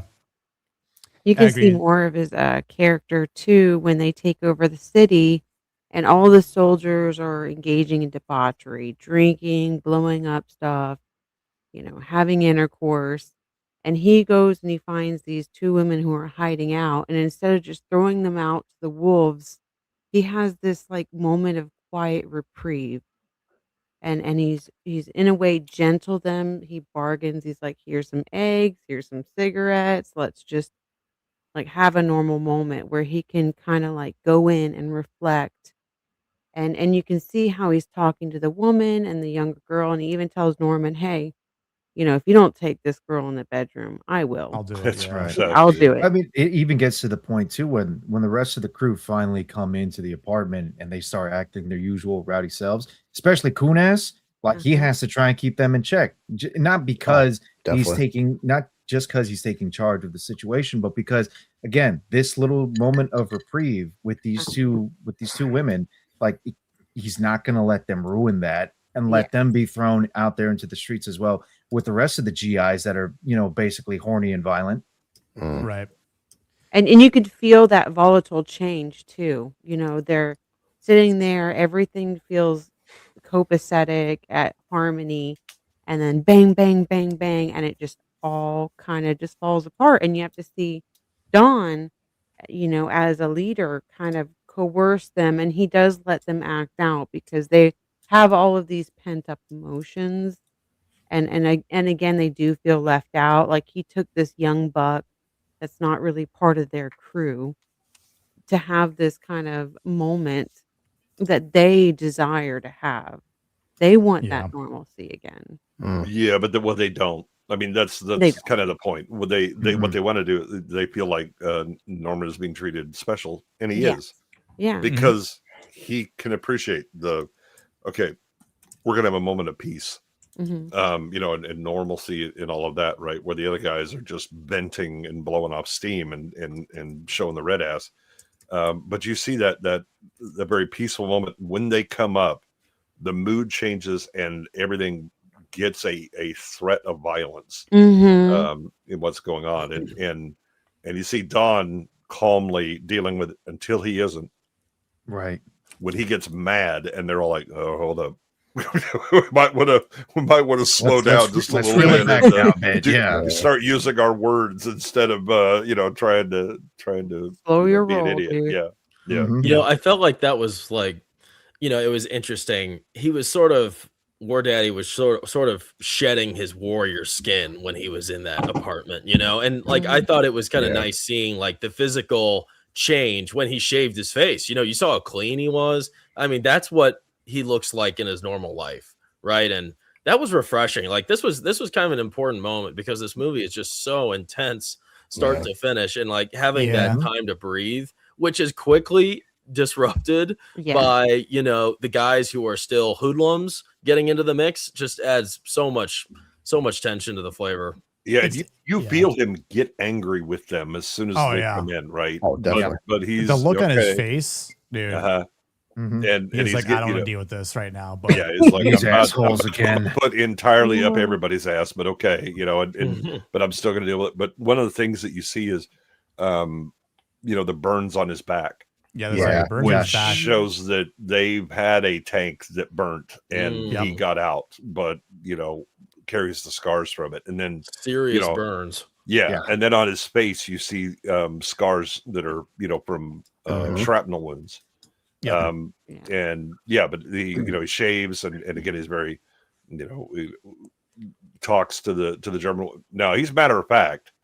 I mean, it's not a please and thank you so much, but it is a de-escalation of what's going on, right? I wonder if he could have been or would have been discharged. I mean, those burns are really bad, and I'm wondering if maybe he wanted to get back into the mix because I mean, those are deep. Like it's not just some simple burn. It kind of looks like something that you would get out for. He's still fit for active combat, though. Yeah, exactly. And considering how close they are to the German heartland, they need all the bodies that they can get. So I'd imagine they throw them right back in, no matter what. Well, who knows if that didn't happen in Africa, right? But the thing is that he's also a tank commander. Is right. Exactly. That is a valuable commodity, and he has valuable experience. And so, again, unless you are seriously, wounded, you're in it. Yeah. So Joe asked a very good question. I mean, this is two different. I've been thinking about it. I saw it pop up. I'm like, man, I'm like. That's a tough one. Yeah. Just from what I can remember from Saving Private Ryan myself, and maybe it's a recency bias. For me, honestly, I would have to say it is Fury. Yeah. Just the camaraderie that exists within these guys, just in this little tank, is not to mention the whole tone, Ronan. It's like the difference in tone. Like Fury's more like dour, depressing. Like Ryan, in some ways, still has a sense of hope, a sense of we have to finish the mission. Fury's just like surviving battle to battle to battle. It's such there's still that sentiment of hope springs eternal kind of thing with Fury, at least. Yeah, it's very dour, it's dark, it's depressing, but you have Norm who's still pushing through to the very end of it, even if it is kind of a Pyrrhic sentiment at the end of it. There are similarities though. Especially between commanders, right? Between Captain Miller and Wardaddy here. Like you both see them take moments of when they have it, brief moments, they go off on their own and they have this brief moment of breaking down. Right? That's just get it out and get back into that leadership mindset. It's there's a lot of similarities between the types of characters. Oh, definitely. But granted, you've only got 5 people in the tank here, whereas Captain Miller's got I think he starts off with I think maybe 8 people. Yes, I was gonna say 8. But he does have a few extra bodies with him. Well, that's because he's kind of had to assemble everything on the beach because everything is all scattered and he's lost a lot of people. But the thing I would argue that Saving Private Ryan gives you a better spectrum of relationships and the understanding of rank. Really are. Because you have Wardaddy's a sergeant. Right. And you have a sergeant in Ryan, but he's not the leader. Right. And you also have it's Mike, right? Yeah. Yeah. And you have with Captain Miller, he again, they've also been, from Africa all the way to this, but the thing is that he does have to spend his men, as these precious coins that okay, well, this has to be taken. And when they're trying to get past the machine gun nest on the beach, right? Mike at one point says, might as well just have them line up for a firing squad, right? Because they just keep sending them in. And so eventually it's okay, let's try this and then get a sniper in place to take out, right? And he exposes himself, when doing that. But the taking the machine gun nest that they find as they're on the mission, right, for the program, and they lose the medic. And you see things start to tear apart there, right? That okay, we're gonna go, and Mike is ready to shoot one for desertion. Yep. And Captain Miller, the whole idea is nobody really knows anything about Miller. Right. Yeah. And They're so taking bets on what he does. Yeah. who he And is. everybody, Yeah. they got the lottery and all that stuff. And, Mhm. and then he, in order to get his men to kind of context switch their brain, he does what's the bet on me now? And like, how much, what's the, I'm a teacher. Yeah, And they all are just like, what the fuck? What? Yeah. And nobody would believe this. Right. But yeah. I think there's a better depth of chemistry there. I think with this, you have guys that are, they share the tank and have been together for a good long time, and they're almost like old married couples bitching about stupid shit that from 3 months ago or 2 years ago, and there are times when they absolutely hate each other, but they also love each other at the same time. Right. But I think they're all kind of equals. Yeah, Wardaddy is above them, but he isn't that much above them. He doesn't have the distance that Captain Miller does. That's why I think Ryan gives you a better spectrum of relationships, and that they're correct. Yeah, I guess there's a lot of good similarities, but I would probably have to give the edge to Saving Private Ryan because, and where I feel like you could definitely make an argument, but I think it has more weight with what Captain Miller says of like how valuable are my men? Yeah, the scene in the church. In the church, like that's arguably one of the best scenes in the entire movie. I think it has the most impact based on how valuable his troops are. When one of my guys dies, how many is that saving? He talks about how he does the bloody calculus. Right. Yeah. And exactly. one saves 2 or 5 or maybe even 10. Right. Right. And that's how you justify it. Yeah. Yeah, exactly. Another thing I could justify is Brawler sending a gifty, and then he hits someone on the panel here. It kind of cancels itself out, unfortunately. There's some incest going on here. I really like you, Ronan. Hey, take that back. Here's a free membership. Hey, step brother, I'm having a problem with the washing machine. God, I just hope the baby comes out fine. Oh my God. Yeah, subscribing to the channel makes you Blaine said it best here. This stuff will make you a goddamn sexual tyrannosaurus, just like me. Oh yeah, very nice. Nice to hear. Just a matter of fact. So, even if you're a girl, right? Yeah, exactly. I mean, Lovett already has a deeper voice than half of you, so stop. That's true.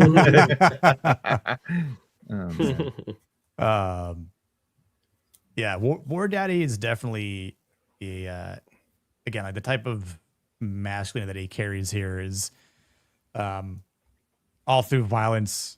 He's got the protection of his men. Like he has, I think you were alluding to it earlier, Goodwin, where he carries this burden of keeping and trying to keep his men alive. Like he loses some in the beginning, and they kind of blame him, but it's not really his fault. He did what he could to his directions. Right, he's trying to command his crew and others, but there comes a cost with this, right? And I think too with the scene with Irma and Emma, right? That is again definitely one of the best scenes, and I think there's a really dire importance behind his character, right? Because as soon as when it's just him, and he just he kind of doesn't hide who he is, right? Even though it's like, okay, here's an innocent girl like Emma, and Norman seemingly hit it off.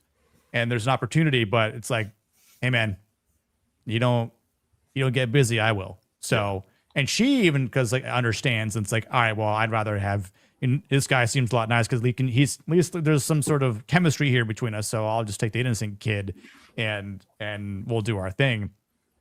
But even then, Irma kind of understands who Dawn is, and there's this civility here, which is. Again, it's like there's a bit of of peace until it becomes interrupted when the rest of the crew walk up the stairs. Well, I mean, he has a drunk. A great line to the older cousin when Irma, she's like gonna go and stop, and he's like, no, they're young, yes, and they're alive.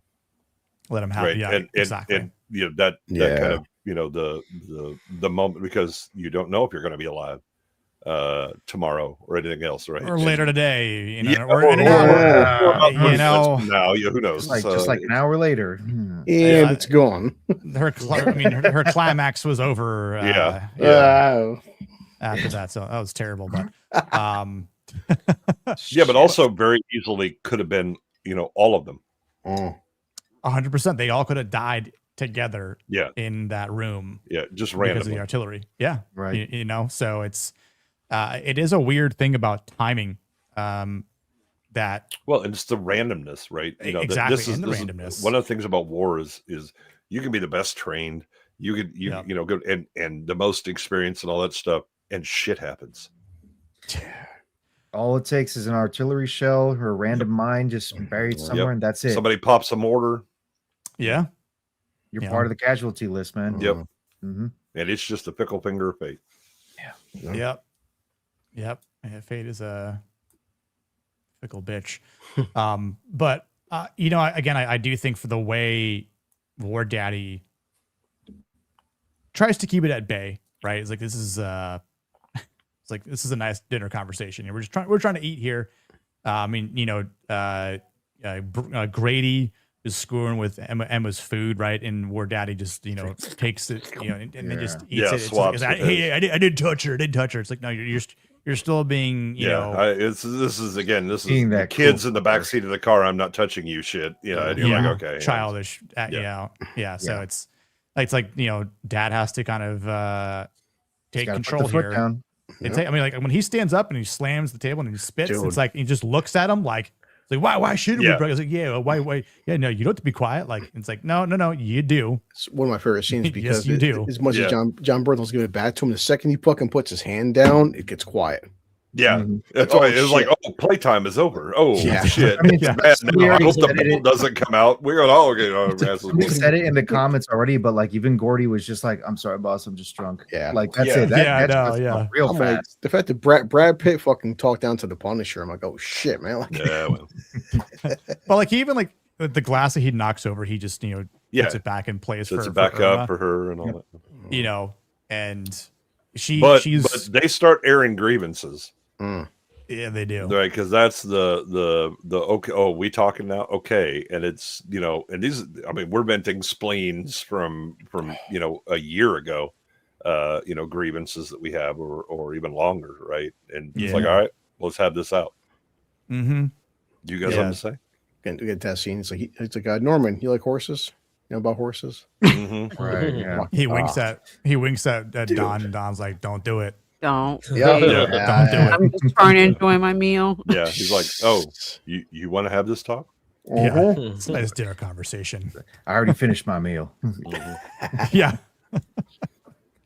Yeah, and I mean, just because at one point, when I think in the beginning, they're in the tank and they're joking around, right? And and Don's like, all right, enough horsing around here. No pun intended, but it's like enough goofing off. Like let's get serious because we can be ambushed at any point in time. Like it's don't want to be caught off guard here. But when they're in this apartment and Grady is like coming behind Norman, he's like touching him, and he's like, got him in like a chokehold. He's like, I'll just kill you right now, like and like you could just, I mean, it's interesting to see how Don is looking at Norman kind of accept all this or kind of just go through this.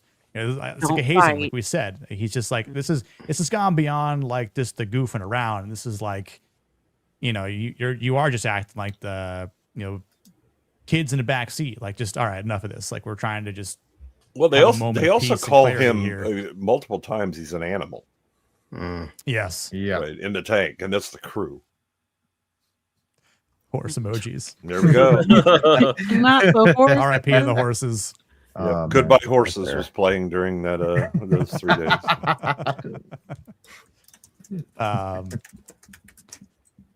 Yeah, I mean, I think that Don at some point tucked it in and said, "Would you fuck me? I fuck me so hard." And it's like, Wow.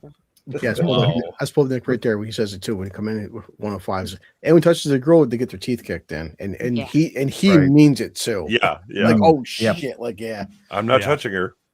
Yeah, You're I'm still in lick the desperate. egg. You're still edging on it. Getting so teeth you were kicked in, treading yeah. on thin ice, Grady. Let me tell you, It's Kunes, like kids, I swear. Yeah, 100%. Do you ever get like? Is there ever a scene that doesn't happen that you remember happening in something like a movie? No, that you had cannoned and just kind of like I had one for this. I thought one of those dudes graped one of the girls. Really? But I guess that's not this. You're a sick person, you know that? Well, I thought it must be another war movie I saw because I feel like I've seen that somewhere. I mean, you could kind of insinuate it closely. I think it was Gordy had like one of these drunk German ladies, like after they managed. Well, to they take do him down, say they brought put him a into the prostitute tank. in the tank downstairs. Yeah. They're like, take your swing at it, Norman. Oh yeah, that's She kind of looks like a prostitute, but it's all right. And they're like, God, oh, where wait. was it? Oh, you already got Yeesh. yours. Sloppy second. Yeah. Same No, thing. I don't want sloppy fists. That's fine. That's fine though. You fucked him. That means you fucked us too. It's like, what the hell, bro? Come on now with this shit. Well, Brad Pitt looks at Norman. He's got that like that post sexual glow. He's like, you ain't got to say a damn word.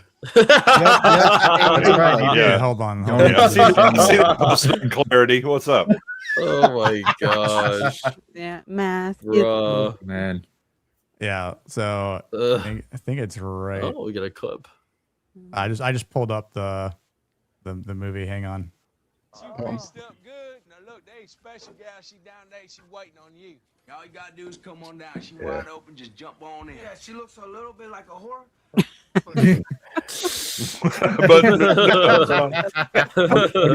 audio commentary, YouTube. Don't worry.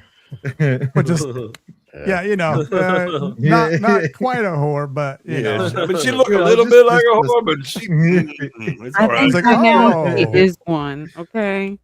Oh, you already jumped the gun there. Yeah, well, and again, that's- they talk about that in the tank before they get here about chocolate bar or a piece Gotta of give him a oats. chocolate bar, Yeah, I really thought Brad Pitt was going to give her a chocolate bar when he pulled out those eggs. Oh, I'm like, yeah. Is that what this is going to happen? Oh, he also, that line. That he was also gives her great. 2 packs of smokes. Yeah. Yeah. Dude, yeah, Jimmy, you gotta watch this. So like I also told so anyway, when Isaac couldn't make it, I was like, well, Sammy asked what we were covering, so I told Sammy we were covering Fury. He's like, I don't think I've seen this, and I was like, Sammy, dude, I would imagine it's a you of all must-have. people would have seen Yeah, this. come on, Sammy. Come on. Big I was like, fat. is it good? And I was like, Sammy, just stop and watch it, please. Just please watch it. Do you dude. ever review movies you don't care for on here? Like Masculine Monday? Not Probably yet. not. Well, there have been movies that I haven't cared Question. for. I was like, there have been one or two or good. Only good one. Did not Only care good for. one. There's been a couple where I'm like, I'm out. No, I'm good. I mean, wasn't here for the review, but the Bubba Hotep, Mhm. I really didn't care for that film. Oh, that Kick, was a Kick that was a love it. funny looking film. Yeah, bye.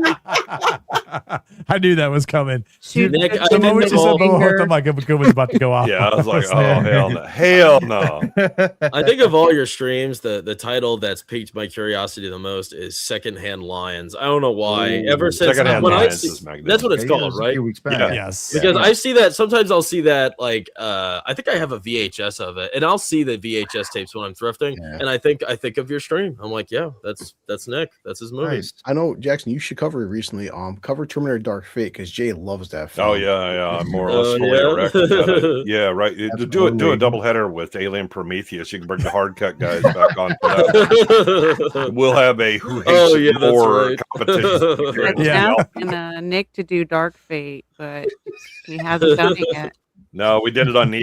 Yeah, Niad stole that thunder, so I was like, nah, we can just do the bad movies on your show. That movie was so bad. My wife no longer likes Niet because of it. Aw. His wife was buying tickets to Australia. Yeah, she's like, I'm gonna kick that ass. Goodwin's wife started aiding in the emus to combat. Yeah. We've actually sent a care package to them. Traders. Emus. I got a special target for you. This damn package is ticking for some reason. We know his location. Yeah. Dude, Secondhand Lions is a great movie. Oh yeah, Brawler. If you haven't seen it, it's 100% worth watching. I mean, that's definitely one you should do on your show, Brawler. I mean, there have definitely been low marks of masculinity that we have covered, but not to say like I think there was a reason to do it just for the sake of understanding where certain movies do range. Yeah, early on we did the John Bloodsport. We did Bloodsport. And we did Bloodsport just to demonstrate. It was like, okay, so masculine movies don't mean macho movies. Right. Bloodsport's like a 0. Yeah, it was really low.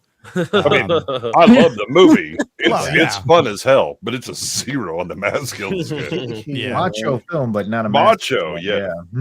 That's one thing Jackson Goodwin told me. It's like, Bloodsport. As a kid, I love this fucking film. As I get older, I'm like, oh god, it's so awful, but I love it.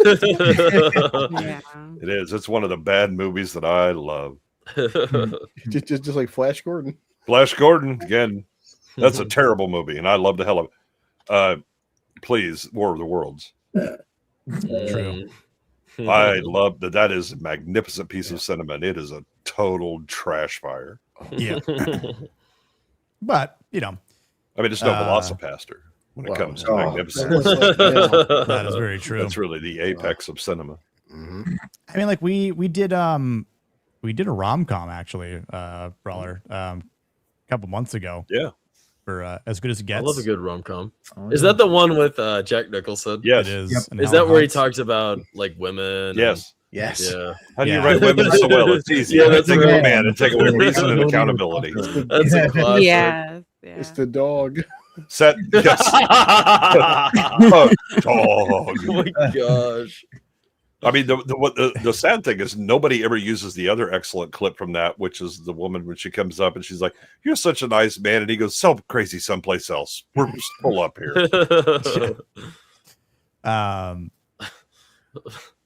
Yeah, he makes a lot of jokes of bundles of sticks. Yes, yeah, British cigarettes. If only Dex was here. And also the Afro-American persuasion. Yeah. Our friendly neighbors. Mocha. So he must be like a 10 out of 10 on the masculine scale. Oh, God. Right? Oh, it's fantastic. It's Jack Nicholson, dude. Some Jewish Jewish jokes as well. heritage. Yeah. You name any kind of minority, he has some smoke for them. No one was off limits when it came to his character. So, yeah, they weren't jokes. He was being 100% real. But again, I mean, his redemption story is kind of encapsulated in a single line, where you make me want to be a better man. Yep. Yeah, it's like, and then ruins it after that. But but then he recovers. It's fine. Yeah. He does save the catch, right? So I mean, it is a good story. We can like talking about the different types of masculinity, and again, it's not the where you end up. It's where you started from and the journey you took.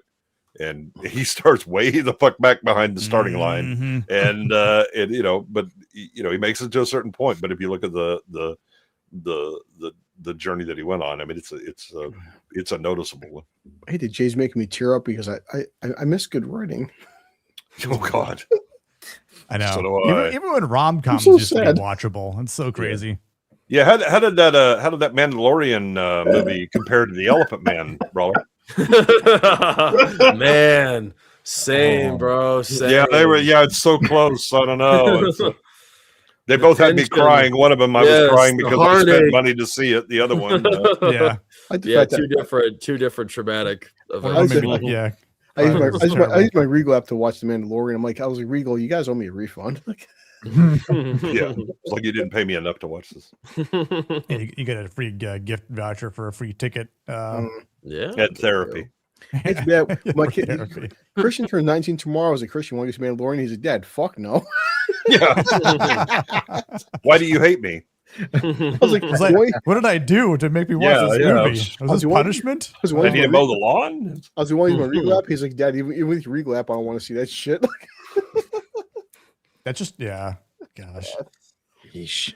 Again, if you told me that they were going to release a Star Wars movie after 7 years and the reaction would be apathy. Well, good work, Disney. You really managed that brand well. How the turntables. Yeah. Turntables have fucking bastards. Flipped, not even turned. Wow. So for Wardaddy's affirmation, I do think, again, he definitely has the leadership. He has the courage, and he has responsibility, and he handles all those things under pressure, right? He knows what it takes to lead. He's been leading the same crew for years now. He's good at what he does, right? Again, if he's injured, doesn't matter. Like, we need him to be this tank commander. So I would give his affirmation like to be a bit higher. Again, not knowing a ton about him, right? It's like we know who Captain Miller is, where he kind of came from, and what he's done to essentially, obviously, be a captain as well, but to lead people, and to do what's best to finish the mission. Don is also in this same, in similar situation where it's just him, right? Like they're put in a mission by themselves, and then even just deciding to stay with Fury, with the tank after blowing the part of the treads, right? You guys go ahead, go up the hill, get out of here. I'm staying. Like, and if it wasn't for Norman saying, screw this, I'm staying with him, and then everyone else is just like, dude, you can't do this. You can't stay here. Like, Don, you got to come with us. Nope. This is home. I'm not abandoning it. Right. And it's like that sort of, again, kind of goes maybe into the inspiration as well, where he's loyal to his crew's safety, but he's also loyal to his home. He's loyal to the tank, what it means. And I think it's also showing like his refusal to break under this type of pressure and like the combat that's about to, be on their doorstep. And, it's like, I'm okay with dying here. Right. Like, regardless of what I've done, regardless of what I've said, this is where I'm going to be laid to rest. So I do have his, inspiration high as well. No, aspiration to me drops just a little bit, because I do think while he is, in parts of the movie pretty admirable, but I think in some cases his morals might be a little scarred, and I think he's brutal, and I think he has a right to be brutal. So I give his affirmation and inspiration an 8, and I'm kind of like at a 6 or 7 for his aspiration. But his aspiration, I can understand being on that kind of level. So like, he is a stoic and a hardened commander, and he's proven himself to be capable to lead an entire tank crew. At the same time, of course, when it comes to literally dragging Norman to have him shoot an already surrendered German soldier, I don't know if that's something that anybody would. MCU fan. Son of a bitch. I don't know if that's something that he would that anybody would want to kind of like aspire to essentially do. Yeah, we understand that in that kind of scenario that they're all in war, dealing with an enemy that is willing to throw every single body that they have capable towards them.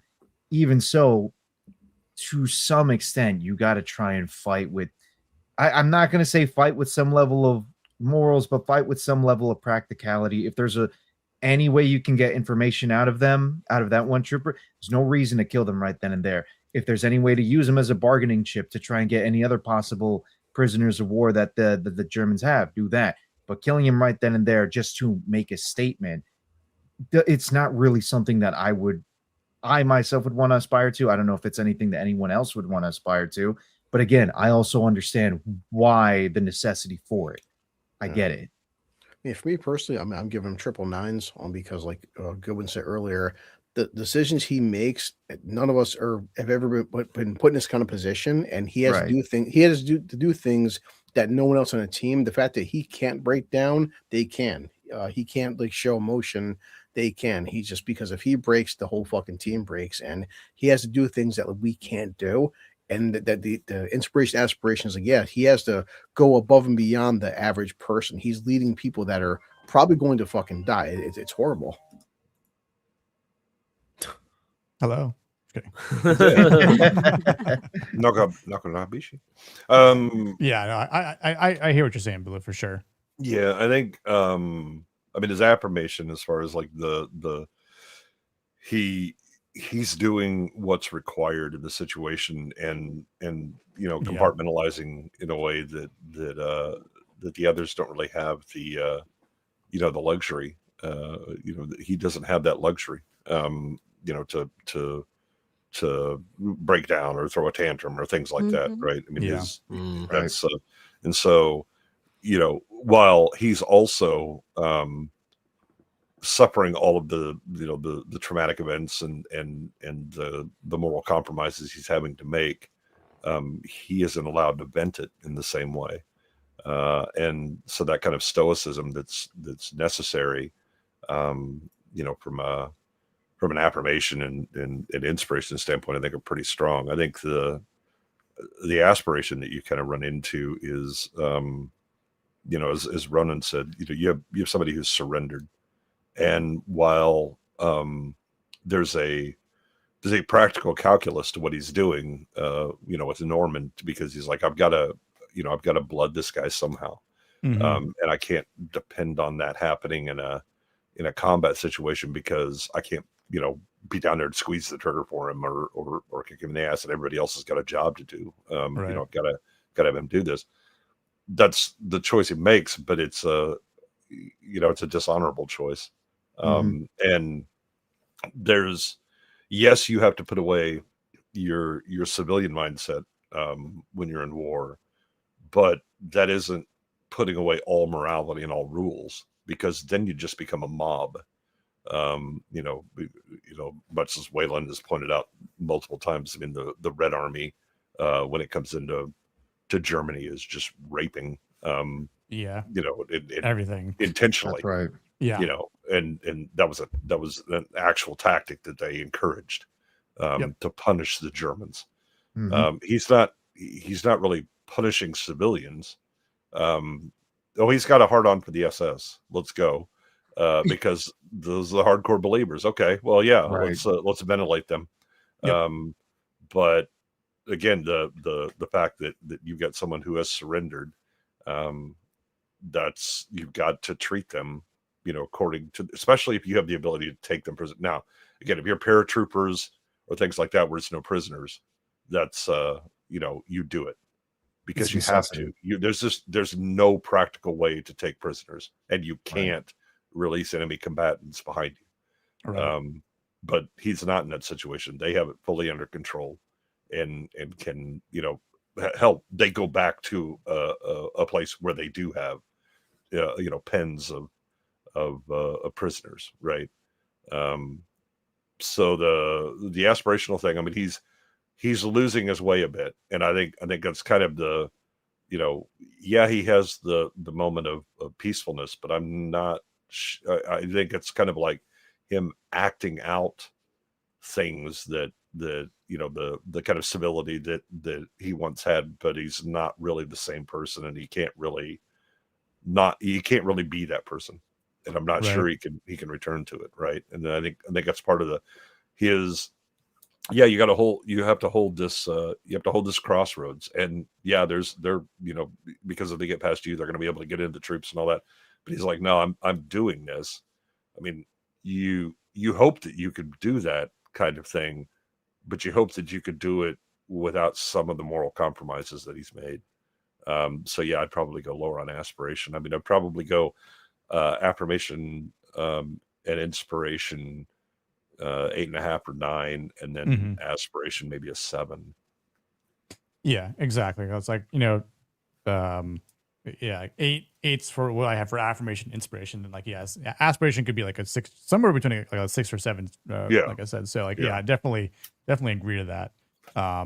Not sure if anyone else has any comments on that, but well, yeah. I think Blue's 9, all the way down, with the 9 on aspiration. I mean, I can see where he's coming from. Right.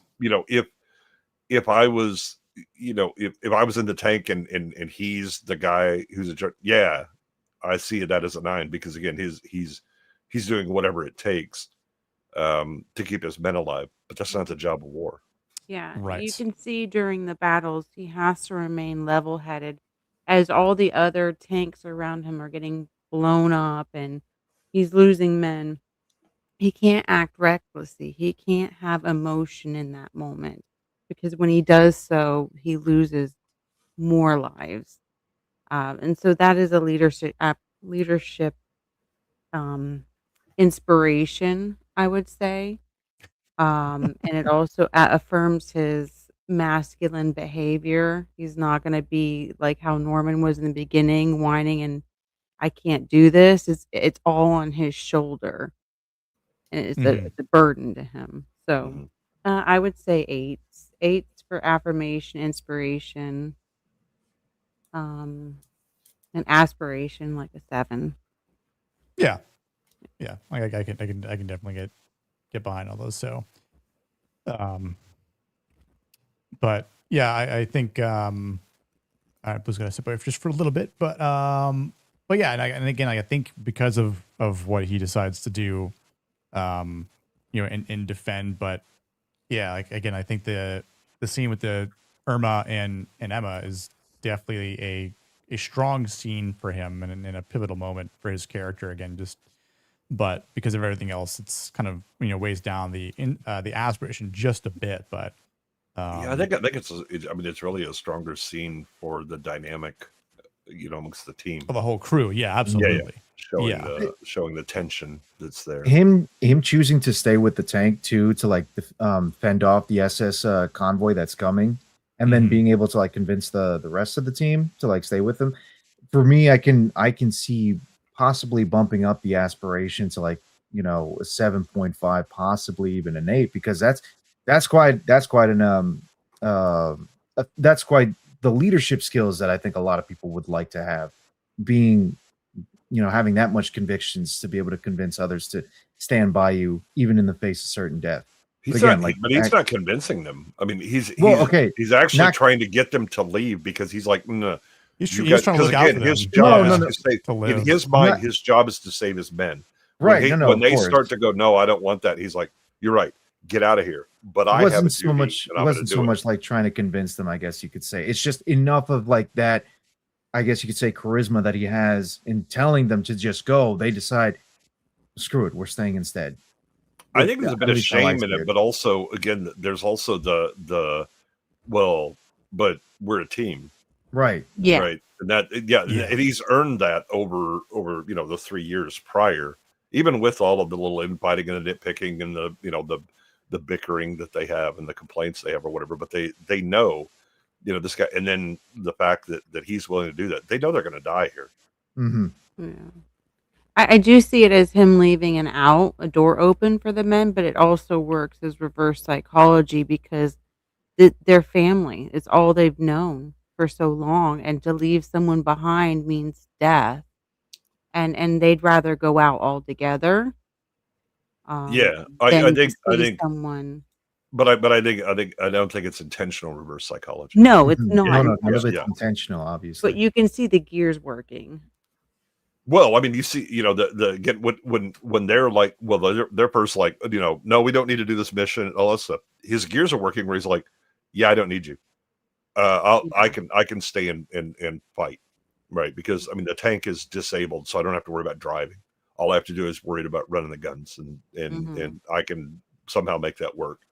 And again, as he said, he wants to keep his crew alive. That's kind of been his goal all throughout this. And so when he's kind of looking at the suicide mission, he's like, no, actually, I can keep my crew alive. get out of here. Just you guys go. I'll carry out our orders and do the mission. And they think about it, but again, they look at and go, yeah, but you're one of us, right? It's like, oh, my brother decides no, I'm staying fight. You go save yourself. And it's like, fuck that. Right? No. We either both dying on this hill or we're both walking out. And so they decide, yeah, here we go. Yeah. So yeah, he I mean, I can't fault him, but I for telling his men to run and to save their lives. But yeah, it's kind of like for a fact he can't do it by himself. Even though you've got a fair amount of ammunition there, but to hold off an entire SS troop or platoon, whatever it was, like no way. So yeah, and I think you said it. You just said it, love it. Where it's like, okay, we know if we leave, that Don's 100% going to die. But maybe if we stay, there might be a chance we get out of this alive. Maybe not all of us, but some of us might make it. And obviously, only one of them does, and it's our friend Norman. Who ironically was also in a movie we talked about recently with a couple weeks ago in 310 to Yuma. So he was the son for Dan, Christian Bale's character. And I have to say, this man can't act worth a shit. Somehow he hasn't been anything like as relevant, I think, since this. No, there's a reason for that. Yeah. Yeah, I think for what he does and represents, right? Like and we've kind of already mentioned it, where he's this young man. He's coming from the desk job to being a part of a tank crew as an assistant driver, where we're like, congratulations, you've never gone to tank school, you've never fired a gun before, never taken a life, never seen shit that you're about to see here. Like cleaning the face off of the part of the tank here, or the job you just got promoted to. You're taking this guy's role, clean all the blood off from the inside. So yeah, the good news is there's an opening. Right, but yeah, you got a promotion, so you're getting paid more. You might live. I guess it's a rewarding enough payment anyway. But I think his arc in the movie definitely is like a painful one, because he has a rough time going through this sort of transformation where it's this innocence, and then having to go like, oh, it's just I don't want to shoot a kid. It's like, no, you shoot the kid, because this kid just took out a tank and just lit, as we mentioned earlier. We've got our brothers, our brother in arms, are now on fire, taking their own life because they're burning to death, and because you didn't do your job. Yeah. Right. You were doing your job inside. Now this is your new job, and you need to shoot anything that isn't U.S. related or civilian. So like it is really interesting for him to hesitate and understand and try to comprehend what he's seeing through his eyes, and that needs to click inside his noggin here. Because I do think for his affirmation, like he does have a conscience. He is sensitive to the world he's seeing, especially when he sees Emma. Like he sees, the blonde woman walking, alongside the road, right, or the path, I should say. And I forgot the joke that Gordo says. Something like, "Oh yeah, she might let you." She'll let her fuck you for a chocolate bar. Yeah. Like, yeah, that's right. Yeah. Because, because you think Hitler would let you? Think Hitler would let you fuck for chocolate bar? Yeah. Oh, it's great. I love when it gets quiet, then they start laughing again. He's like, "Ha!" Yeah. But yeah, and obviously he's got this like young idea of what it means to be courageous. You know, and it is like a big step for him at the end where, you know, Gordo, Bible, and Kunas, they're like, okay, boss has given us the go ahead to go up the hill, but shouldn't we stay? Why are you staying? You don't need to stay. Why don't you come up with us? Who cares about this, right? Like, let's live. And then it's Norman's like, fuck it, I'm staying. Where do you want me? What do I need? Right? And like it's interesting that he's the one that steps up. Yeah, that's one of the problems I have with the movie. But they don't really give him the motivation to do that, or that that he's line of the maybe he's got he's idealistic, and so he's getting into shit that he doesn't. It's just okay. We want this ending, and it was like, well, you didn't earn it, so fuck off. He didn't really have like a father-son kind of relationship with Brad Pitt. You know, I mean, why would he want to step up to do that? There wasn't really too many hints that he's becoming that kind of character. I mean, you saw the other guys didn't even want to do it, so why would he want to do it? Yeah, well, I mean, the most generous excuse I could give for that would be, you know, he lost this chick Emma, now he just wants to kill Nazis. Like he's got a hard on. That's for what it I'm sounds like too. I think it's true.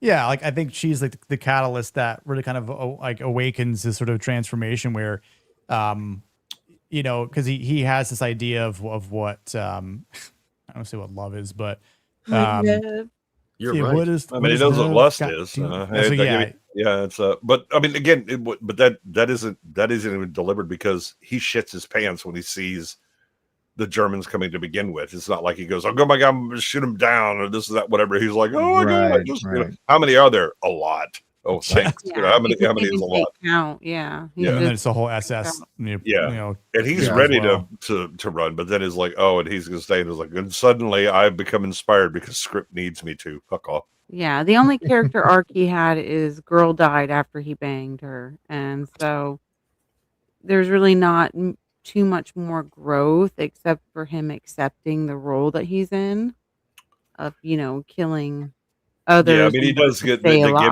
give him his war name, you know, machine. Yeah, you're like a German waifu. You're like a machine. You know what I think is funny?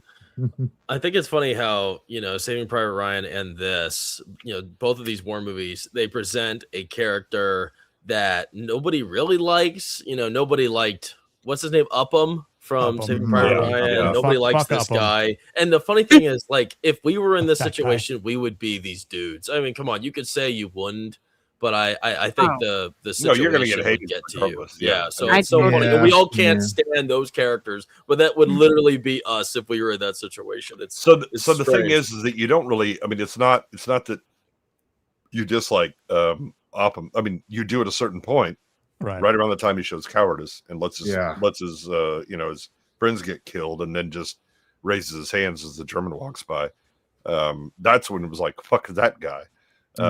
But you know, prior to that, you know, the things he's doing is like, I understand why he's doing that, and I also understand why these guys are giving him shit. In the same way that, you know, with Norman, you know, kind of being in denial. I understand that. I think, again, the problem I have is I don't really ever hate him. I don't especially dislike him, and I'm not a fan of the actor, but the character and the archetype, I don't have a problem. Right up until suddenly he just goes, "Yeah, I was Wardaddy," and it's like, what the fuck is going on? I have a problem with the writer at that point. I don't hate Norman's character. I understand it. And yeah, I think for anyone that, you know, has never been in his shoes, it would be normal to do that, to kind of feel that way. Even if you're like, you know, like in your 30s and you get drafted, you know, into World War II, like, well, you're not 18, 19, 20 years old and then being drafted into this, you know, bloody mess here. But that doesn't mean that you're not going to have, you know, a similar like mental breakdown at some point in time, right? Like you're like, why is this happening? Why are we doing these things? Wait, hold on. Explain to me what's happening here. What are the Reds doing? What are the Germans doing here? Like, you know, why are we doing this? Why are we already shooting corpses that have already appeared to be dead? And shoot. Right. And it's kind of like, in the beginning, like when Gordo's like, just shoot the bodies. Like, you're not a doctor. You don't know if they're dead because you don't know that they can just spring up because they're faking being dead. And then they kill someone else, you know, on our side. To the point where then he's just yelling like "fuck you Nazis," so it's like, I mean, yeah, he does kind of, open up a little bit more, but it's because he realized like, well, I finally got the taste of poontang, and now I might not be able to have that experience again. So yeah, I'm pissed. Did it all for the nookie, right? All for the nookie. All for the nookie. Yeah. But I like how you did the trait with the moral shock, and that is at the beginning. He is finally tasting battle. He's only been typing about all of the losses and the battlefield. Yeah, 60 now words he's a minute. in it. Yeah, 60 words a minute. I mean, he literally sees a face, part of a face there. It's like, like that that's could his be first you. line of duty. Just as soon as he's part of this crew now, it's just cleaning up part of the face of Clean this up last this guy. guy's- By the way, that's the former employee that you've taken the job for. Exactly. There's no training. Usually, you know how you have somebody train you to take your position? No, the training is cleaning up the body. Yeah, well, that is a hell of a training exercise. If you realize that the prior guy got killed, you had to take shit a little more seriously. Yeah. I think the other thing is, I mean, he's in denial of the situation, because anybody would be that For you sure. have a view of the world and the way that the world works, and the way that your kind of your mental model of how things work are. It's been pretty successful for you this far, right? It's gotten you this far. Everything you kind of understand it. Now I'm immediately yanking you off of a truck and going, yeah, now you're in this entirely different world with zero prep or transition, and just throw you in and okay, get going. And you don't have the knowledge. So that's already a problem. But again, you also, your mind has not switched to, here's the way the world works here. And it's entirely, all those instincts you have are shit. You have to have new ones. And these are the things that will keep you alive. And so, it's certainly understandable, the position he's in and the struggle that he has, to try and get that mental model to change and work with what he's dealing with now. And I think it's, to Wardaddy's credit that, he's a bit brusque with him, but he talks him through. He tells him what to do. But when Norman kind of rebels at it, because he's just like, what the fuck? I'm just, his head's spinning or whatever. He's like, all right, I don't have time for you to mentally catch up. So I'm going to force you to do this thing. Right. And he's still, technically he didn't shoot shit. Wardaddy's the one that pulled the trigger. Your finger just happened to be between his finger and the trigger. But that's kind of the, and then, he's shook up about it, because he still feels a moral sense of, responsibility, just being a part of it. But he's got to get past that, and not get everybody killed in the process. Yeah. Yeah. It's trying to pull this up, because I would say for like where I've got him ranked as well, right? Because him being young and kind of getting thrown into it. I mean, like I'd say like at most his affirmation would be a 6. I think that's fair.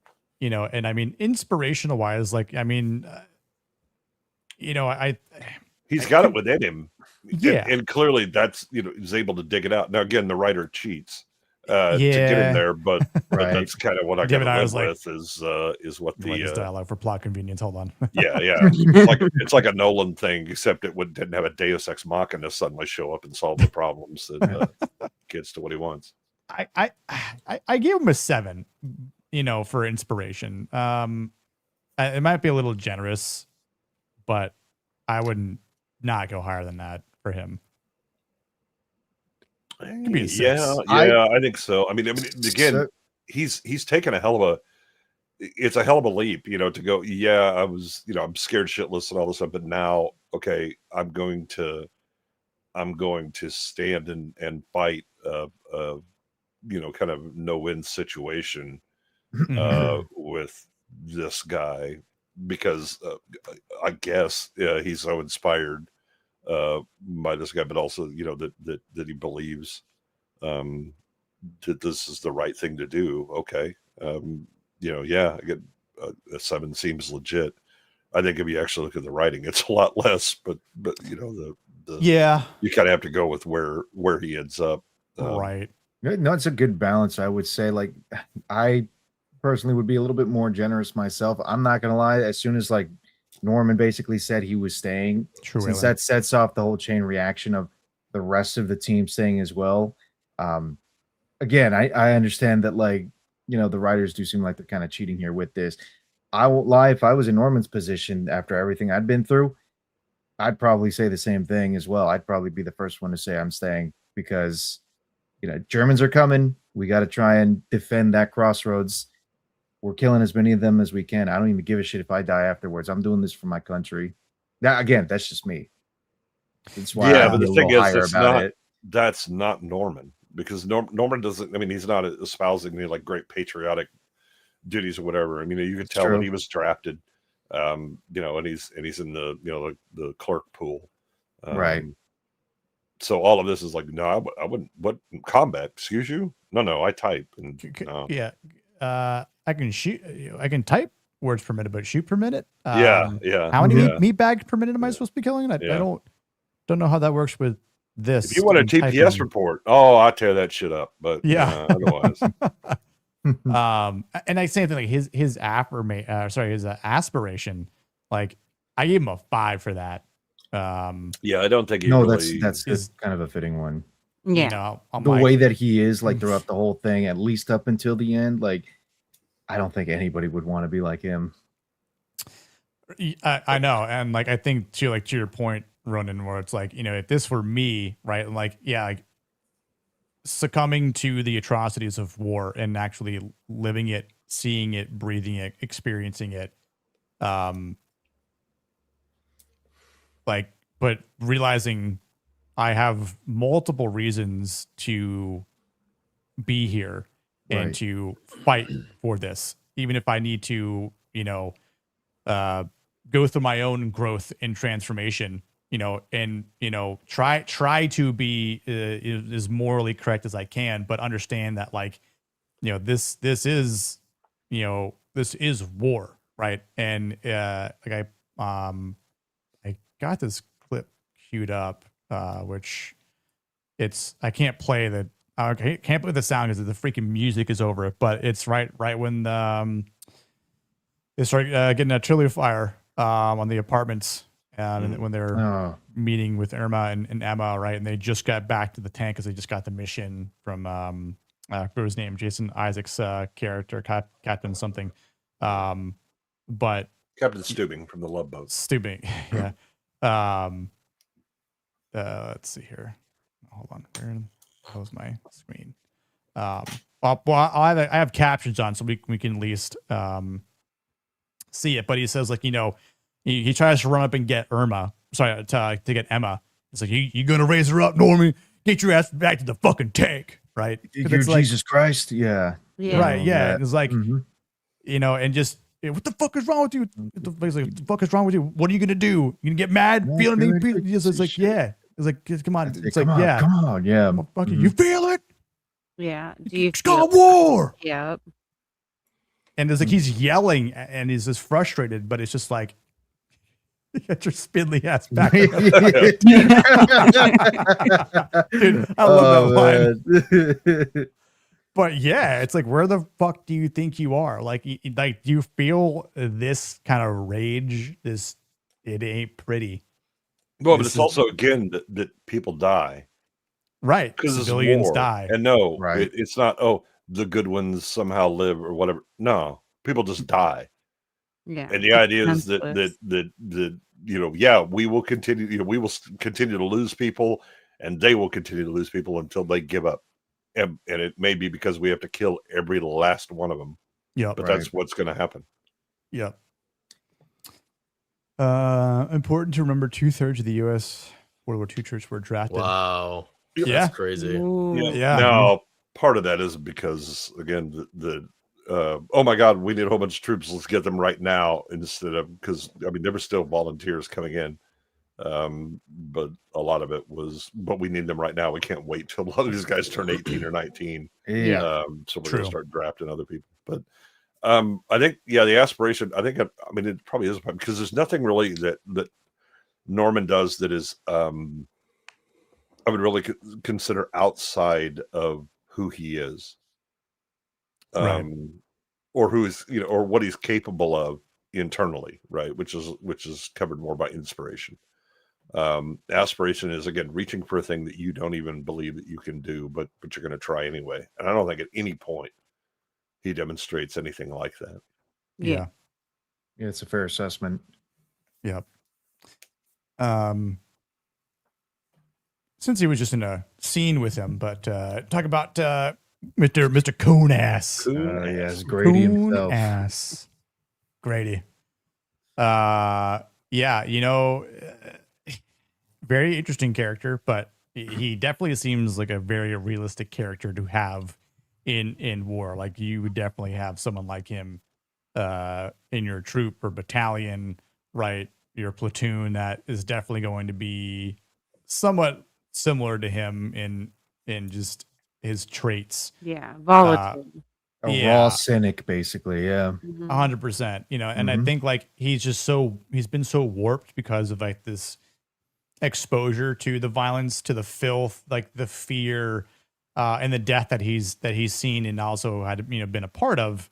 And like I do think like his character is supposed to be abrasive and like ugly in terms of like just what he kind of just shows and talks to Norman about. Like, you feel this is war. Civilians die, innocents die, everyone dies. Like, horses die, animals die, like everything dies. Like, that's just like, welcome to it. Like, you're not going to get away from it until it's over. So bitching about it now is not going to solve a damn thing. But I deep down, like, he's definitely still very loyal to his crew, right? Like, he's bonded with his brothers in arms here, because like, what else does he have?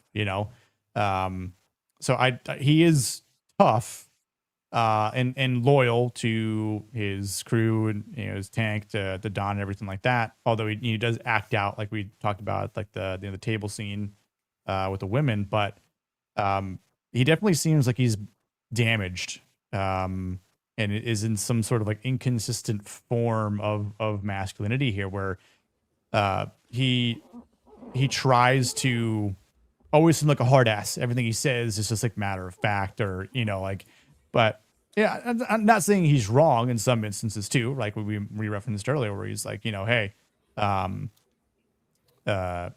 you ain't thinking what, you ain't listening to what he's saying, right? He asks how you're saved, right? Like, that matter. Words matter here when we're telling you. Even though I'm not sure that Coon-ass knows that many words.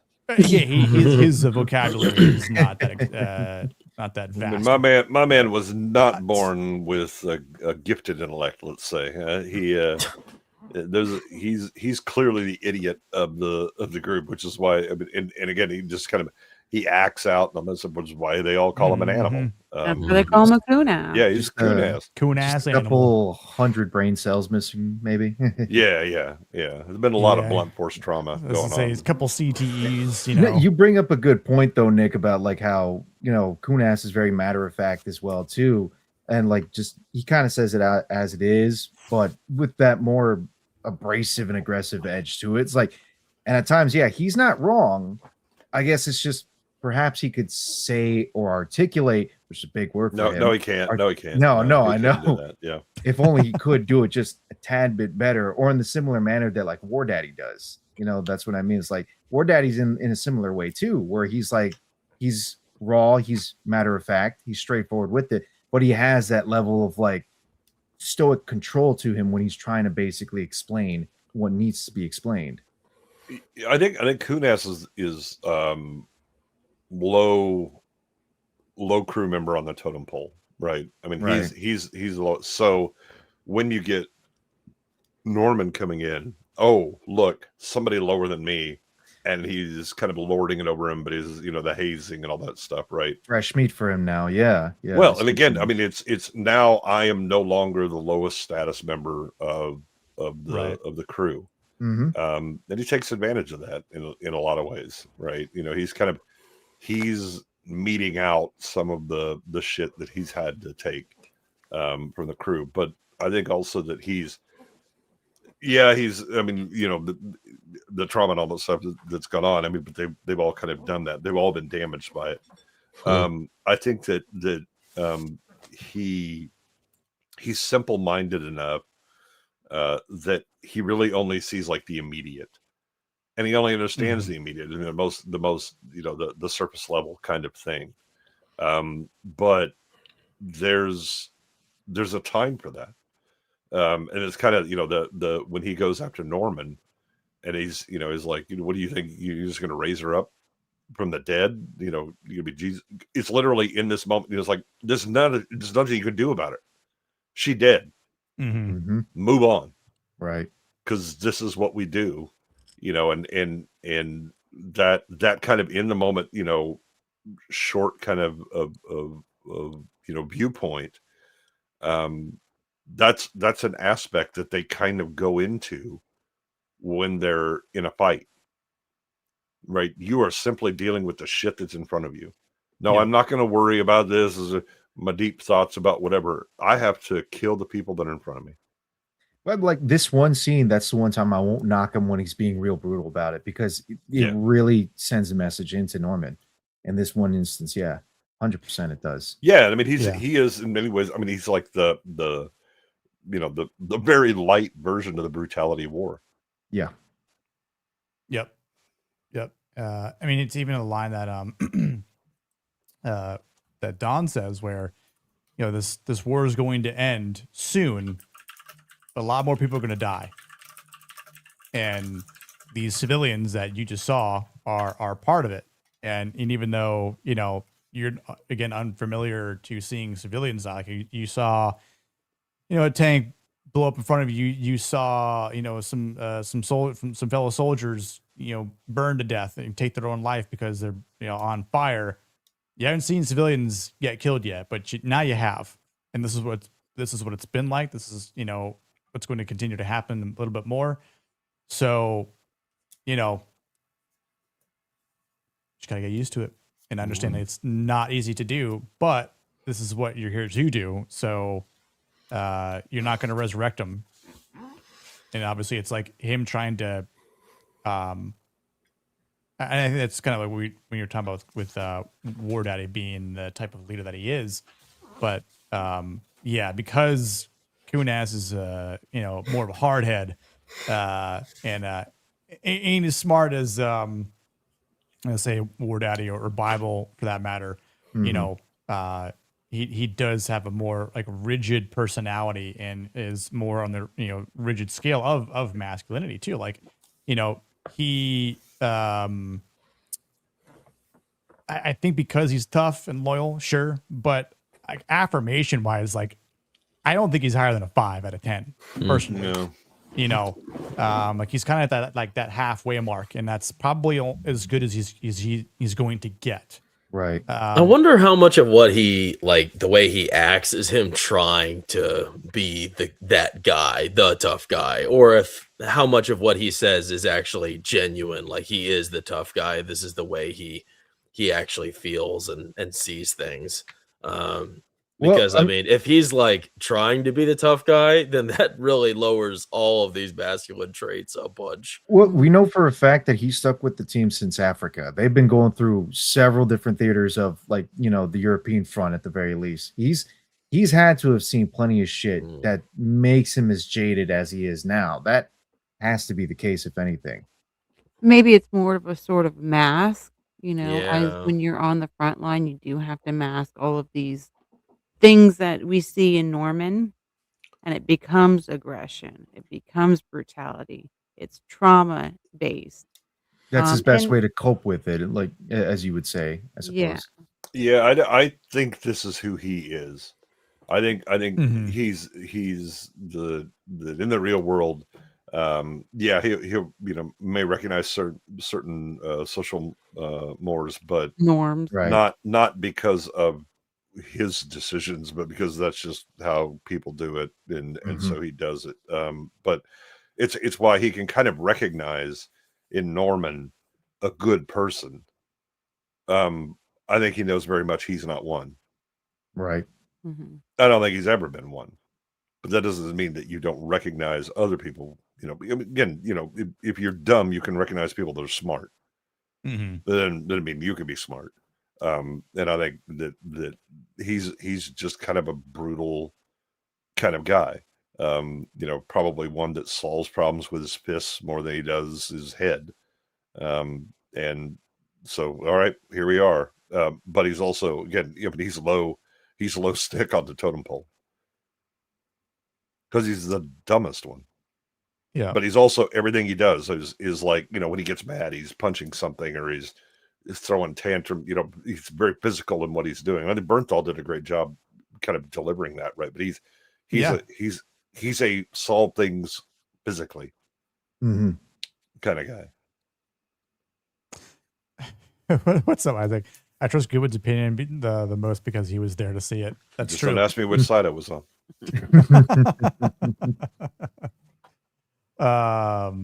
I'd be afraid to, considering the talk of synthetic baby oil. Apparently, yes.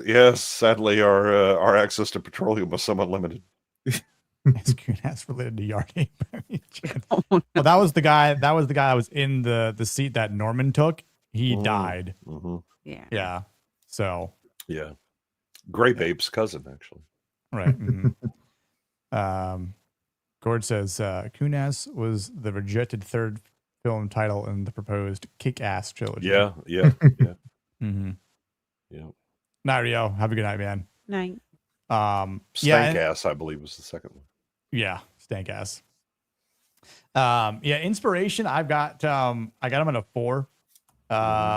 Just because, again, like, yes, he is loyal, but I think because of his, like, just how coarse he is and, like, again, like, rigid, like, it's really difficult to admire him at, like, you know, as a character.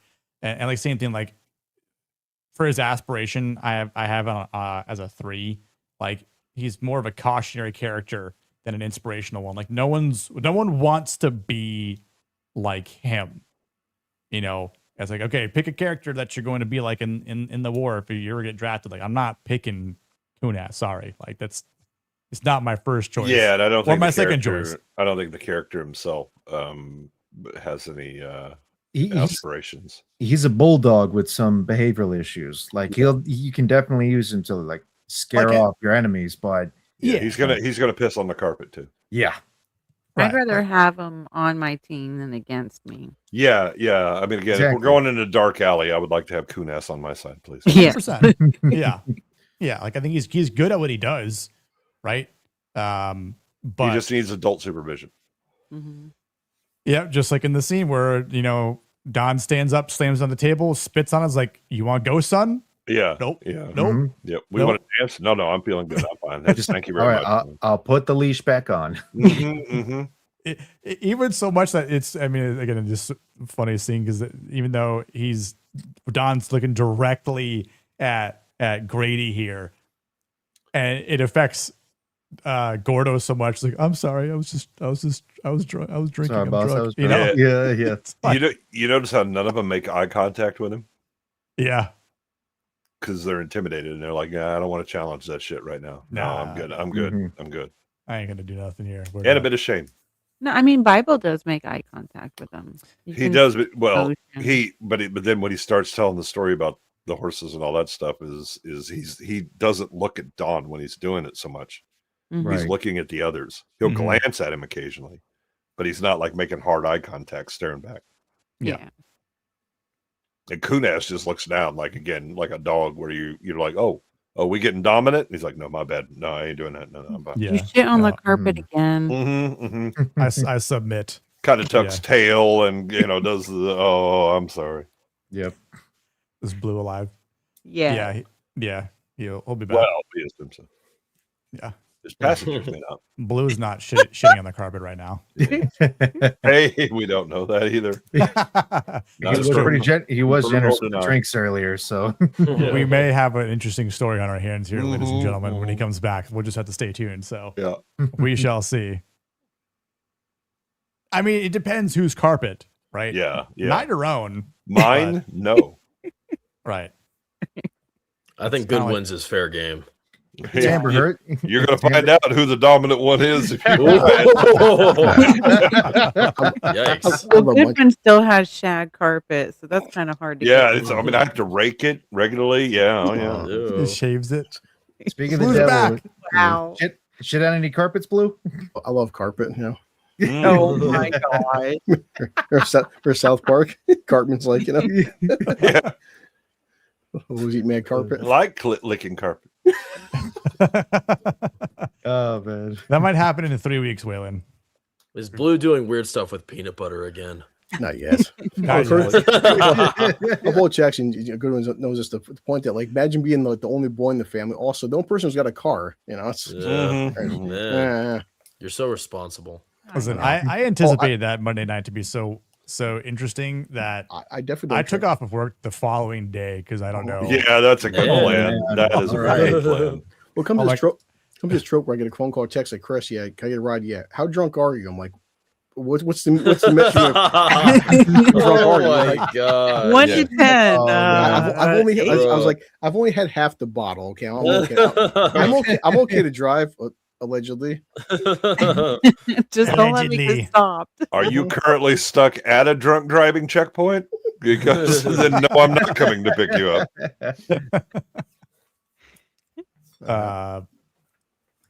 Yeah. I think just let's say as a closing remark, Grady is, again, it's a guy that you would want to have, fighting by your side. Yeah. When shit gets real, kind of like it does in the end, obviously. But aside from that, he's not quite the person I would, I'd like to admire or be like. You know, but every team needs an asshole, though. He's not something. If I get drafted, I'm not going to attach myself to him and talk. Yeah, you kind of understand willingly. why everybody looks down on him. Yeah. Again, at certain times he's useful, but it's like for the most part, we would not choose you. Keep him at arm distance. Use him for what you need to use him for. That's pretty much it. Yeah. He is the brute you need. And when shit comes to fruition, like after the battle in the beginning, he's there fixing things as him and Dawn are having it out. When they break down with the landmine at the last battle, he goes to him. He's like, "Can you fix this?" Yeah. So he does have a purpose. Right. I I can can't try. fix shit. Yeah, I can try. Yeah. All right. Try. We did not carry It's busted to replacement hell. treads. Yeah. It's not just the treads, it broke the bogey. Mm-hmm. I do want the backstory of like how they call him Coon Ass. Like what's the backstory in that? I think you can smell that. You can smell that nickname from here. Wow. Yeah.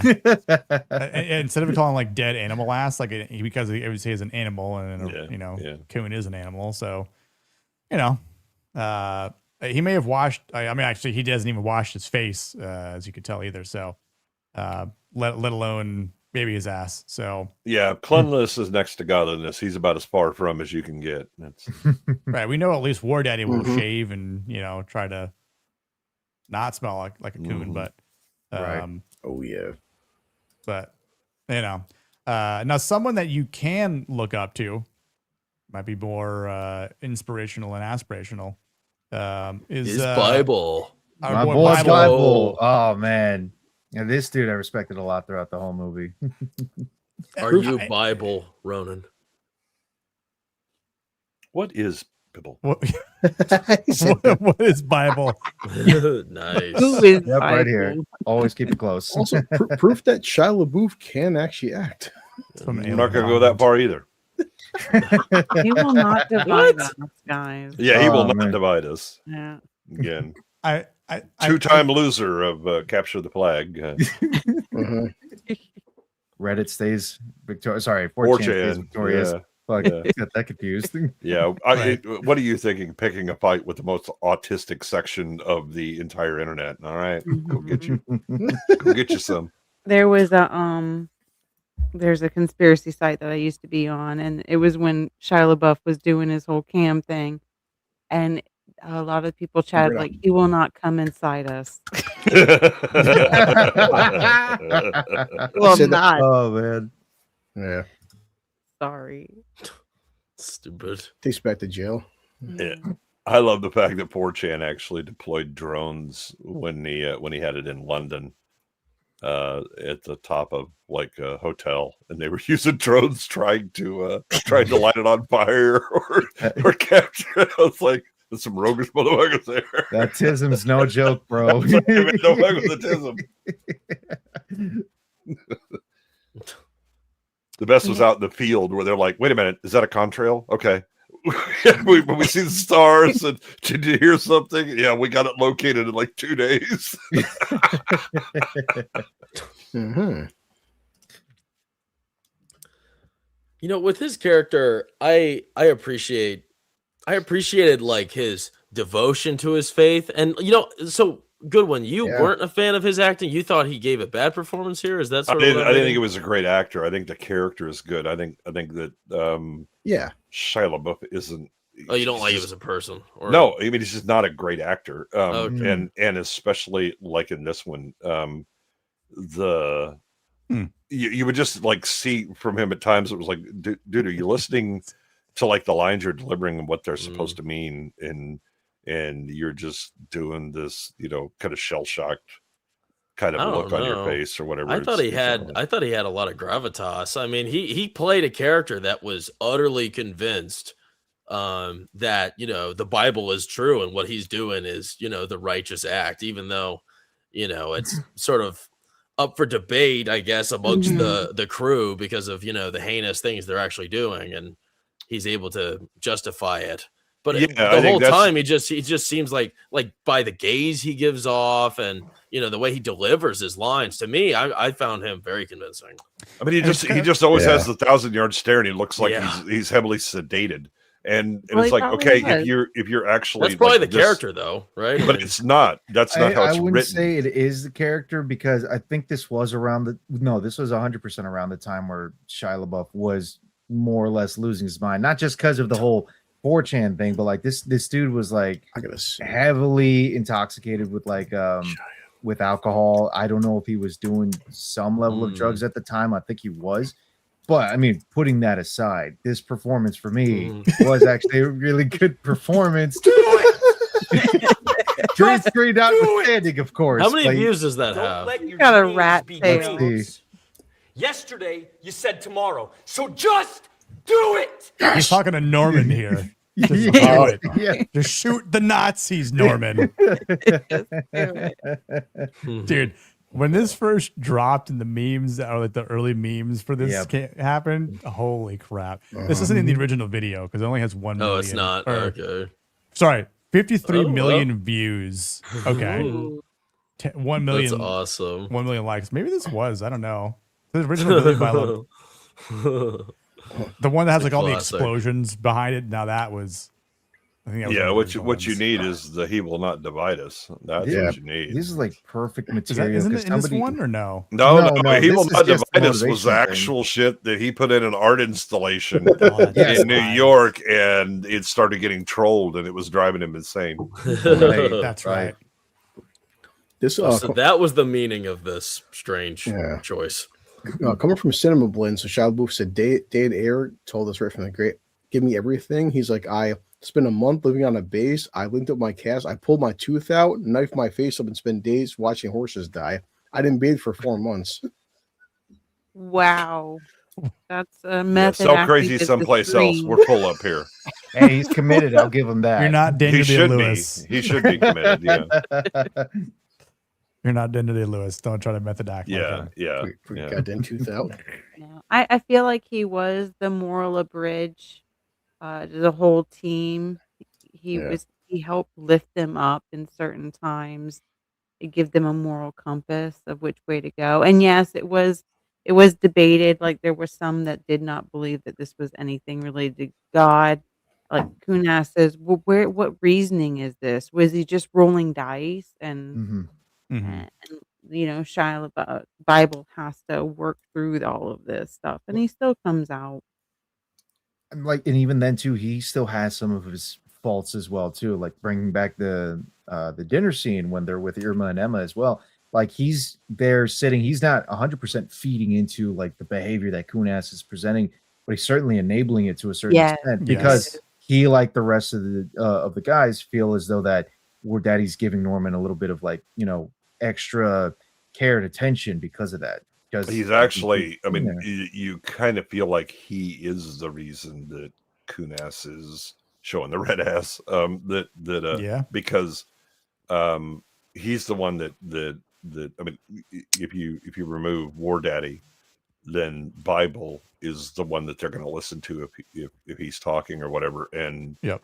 you know, you can tell by his energy that he's like, yeah, I kind of want to shit on this thing because you didn't include me and you know, by extension us, The rest of us. Yeah. Right. But I think that he also again, the character is good at giving them some sort of moral protection from what they're actually doing, right? Right. The idea of no, I mean, I can start quoting the Bible, and trust me, you can find some heinous shit in the Bible that was done in war and all that. Oh yeah. You know, especially if you stick to the Old Testament. Whew, boy, Oh, it yeah. gets spicy in a hurry. They're killing everybody, man, woman, and child. I mean, it's not just killing too. They suggest other things in there as well too. Yes, I've read those parts. Oh yeah, and so the you know, to give them some sort of cover, you know, to say no, you're still doing the right thing because you know if you know God is with us, says everybody who's ever gone into battle and has a religion. You know but They feel protected. Yeah, in a way. at times. At times. I mean, again, but Kunas, you know, would just like, would we just rolling dice up in here? What the hell is going on, right? You know, Is this grace? Is this grace Bible? Is God's grace? Yeah, it's like you're talking about that. Yeah, yeah. But he really does pull them together because this is the final line. You know, Don brings out the bottle that hasn't been opened. He's like, we might as well just get lit. Yeah. So, because we're not going to feel the hangover. Yeah, tomorrow. we're not going to have to worry about the hangover. Yeah. Right. And he quotes, you know, we who will go out from me, and they said, "Here I am, send I." Isaiah 6:8. Yeah. I have to go with that often. Like I'm never hungover for some reason. I don't know why. I just wait. Isn't it drink Ezekiel? water?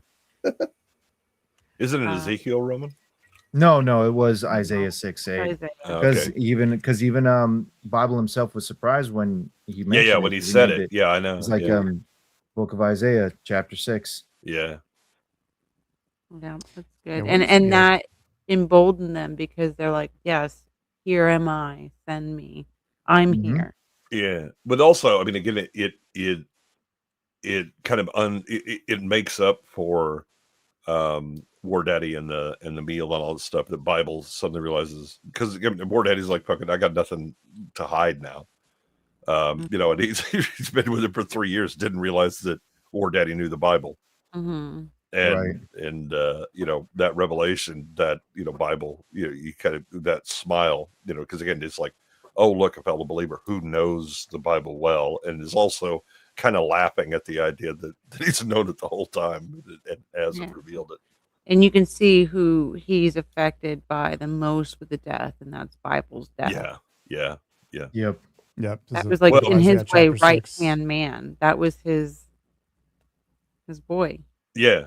Well, and Bible's the one that gets out of the tank to go get a weapon because he's out of ammo. And then makes it back, you know. But Elias gets shot in the head when he gets up to tell something.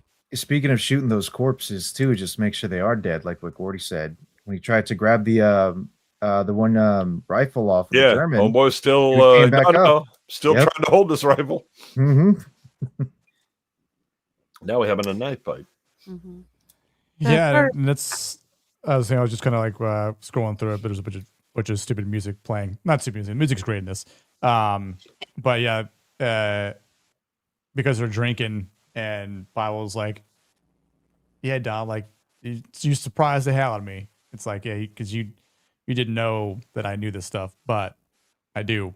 And then they also call Norman Machine. They give him his name here. Right in the same moment. But and then obviously it's And here they come. Time to fight. Yeah.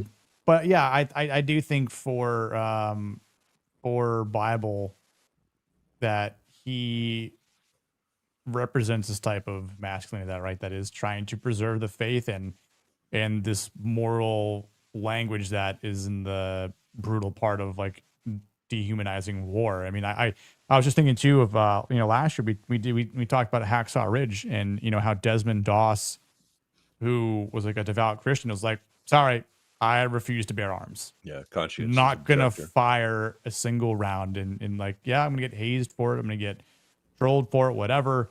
But I'm gonna do my best to be a medic and to help save lives of the American soldiers. But I'm not gonna shoot at a single except there's a jab. problem with that. Yeah. So and that's an interesting thing, like Ronan, like we've talked before about like, because I've thought about that as well. Like, if I had gotten drafted into a war, me being a Christian, like, right. These are my brothers in arms. These are the people that I expect to have my back and they expect me to have their back. And, it's always this sort of thing where like, well, I I kind of have to be here, especially if you're being drafted into this. But in that sense, it's like saying, well, look, I do have a religious upbringing or whatnot, but it's like kind of thinking too, like at the end of my time here on Earth, when I finally have my judgment day, is this going to be one of those situations where like, well, we're fighting to preserve, life here and to be in the right side of history in a matter of speaking, and to, stop the fascist regime, is this going to affect my outcome, right? Like, yes, I did kill enemy Nazi soldiers who were essentially bad guys. I didn't harm any civilians. I didn't, I think at the end of the day, like they're like, I believe that it's like kind of being strong enough in my faith that I would be okay. Right. Like, it's like, God's like, look, you killed 3 dozen Nazis. You're not getting to heaven. Like, I'd be like, what? Come on now. I mean, you go back to the question that Bible himself even asks, like, are you saved? Like, do you feel that you're actually saved? Like when you are here, when you do what you have to do. Believe me, that's something that I still constantly think about as well too, is like, because you can do the semantics when it comes to the one commandment that says, do not, thou shalt not kill, thou shalt not murder, because there's multiple ways people describe it. So when they describe it as thou shalt not murder, that means that there is a time to kill. There is a time to take another life. If it's either through self-defense, some kind of just war, which even then, like many people would still argue, just wars, we don't even know if such a thing has any validity at all, because you're talking about going out and performing acts of war to other people, whether there's any way you can justify it or not.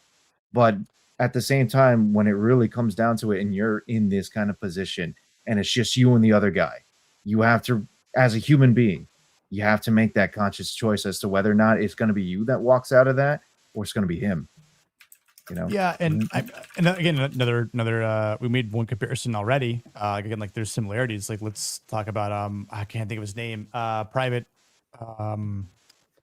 in Saving Private Ryan, the sniper, right? Oh yeah. Right. Arguably one of my favorite Barry characters Pepper. in the movie. I love that. Barry Pepper. Yeah. He'd every time he'd take a shot, he'd quote a Bible verse or scripture, and it's like that's kind of like what I would associate myself with, like in being in this sort of Well, I mean, one of the most decorated World War One, military members of Sergeant York, Alvin York, was seriously considering being a conscientious objector, because of his beliefs, and then it was convinced by his minister that no, this is actually a righteous cause, and so okay, here you go. And boy, did the Germans regret some of that. Yeah, and that's second bodies. Right, and that's the I think a key word there is the righteousness, right? Like again, exactly, you look to the Bible, there's some death involved and some. Well, I mean, the as Waylon brought up, when are we going to cover the mission? I saw that, and that's there's a that movie actually gives a really good demonstration of the what do you do when evil is coming, and you say, okay, well, I believe in Christ, and literally that I follow his words, that the right thing to do is what would Christ do, Right. And you have one who had spent a large majority of his life being a man of war, a mercenary, who then is converted, and another is a priest who's been that for a good long time. And when confronted with this, one of them chooses to go out with the cross and the faithful and just kind of walk out, because we're going to be saved. We don't worry about this world, because the real concern is the next one, versus the one who was the mercenary reverted to what he knew, which is to fight. And which one is correct? I see people being killed by bad people. Well, do I worry about their lives in the now?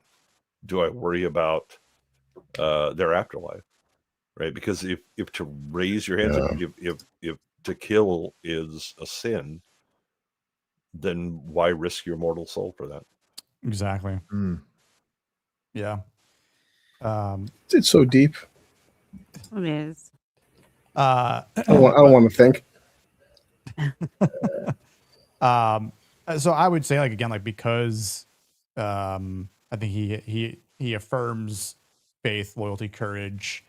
Again, he does have this moral seriousness to us, and being in the Brotherhood that he's in, he's steady under pressure as well. I mean, he's a hell of a shot in that tank. He's good at his job. So I'd say, for the sake of, again, having someone that you'd want on your side, he's definitely a good man for the job. I like the moment where we see his ferocity when it's the final act, and they are totally out of ammo, tank ammo and stuff. And he gets out of the tank, and the guy's on the ground, and surprises him, and then he shoots him in the face. It's dang, man, he's got it. You're looking at him, you wouldn't think he's got that side to him, because he kind of has sort of a baby face in a way, but no, he's bad. I think there's also a scene where he steps on someone's face, crushes his skull. Was that him? It's that same scene where he's fighting the other German in the mud. Yeah. As soon as he manages to get the upper hand, he crushes his face in. Yeah. Hey, man. Sometimes that's always solid. Face is in the wrong spot. And war. So could be the inside of a tank, could be on the ground in the mud getting squished, but I just remember think of you said he has a bit of a baby face. Maybe think of when Grady's trying to touch his mustache. Yeah, that's right. He was. He's why aren't you touching mustache? He goes, stop it. Yeah, I think that's what Don's I'm not enough horsing around, but yeah, I mean, you wouldn't really think of it of him, but I think it's kind of one of those situations where I mean, you kind of would, because again, I mean, if he believes that what he's doing is righteous, all bets are off. Here we go.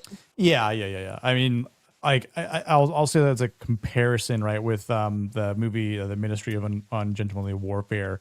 Or I just totally botched that title, but you know what I'm talking about. Yes. Yeah. The actors, right? They especially what's his face, Alan Ritchson, the guy he's portraying in real life was 5'6" or something like that, not 6'5", Well, and completely jacked and with muscles, right? That's not who the guy was. And also it's not who any of those guys were. The guy that Henry Cavill was playing was not accurate to the real life person either. So it's neither were the situations or right. The whole situation was just not. There was, however, a World War II, I believe. Yeah, that was right. I think there was a secret-ish mission, right? But there's plenty of secret missions. None of the ones that they. Well, definitely, Nick. I mean, after 6 drinks, I look in the mirror. I'm like, you know what? I look just like Henry Cavill. He's like my stunt double. Like, Yeah, you were great in World War 11. You so fine. Poor Henry, you bastard. Exactly, Will. And I think he was like 18 or 21 or something like that. I'm like, and he was like a pipsqueak, but like the dude was savage in his kills. So again, be wary of the little guys. They always have that little man's disease can get nasty. I love that Jackson talking to Goodwin so much, like fiction versus real life, and seeing prison fights with the fiction versus reality. Like, trust me when I say, the guys that are fucking 5'3" to 5'6", I'm terrified of for a reason. I want to see you and Goodwin fight each other. I will jump on his ankles and gnaw on his fucking. That's right. Yeah. That'll be a match Goodwin for the ages very right tall. I'm Sounds like 6'5". he's very Whoa. Oh my! You ever seen the commercial where them like things where you take a kid, you hold the kid's head, and the kid's just like just swinging and stuff. Yeah. You think I can get near him? yeah, brawler. I was place a hand. Blue's going for the nuts. Yeah, I don't know if he could jump that high though. It's the problem. Yeah, I got step ladder.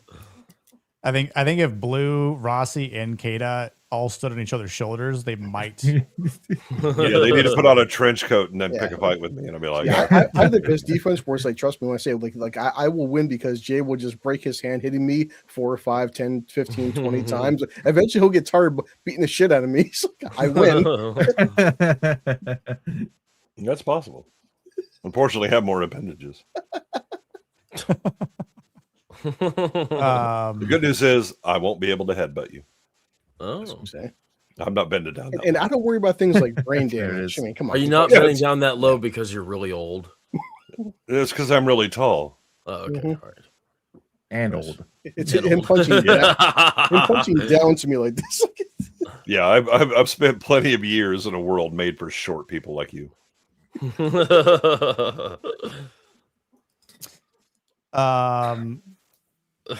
Going for the nuts. Yeah. In war, there's no gay. Don't worry, I'll give him the nuts right on the forehead. Jay might blow out his back. That's trying to true. reach that That's part. true. Yeah.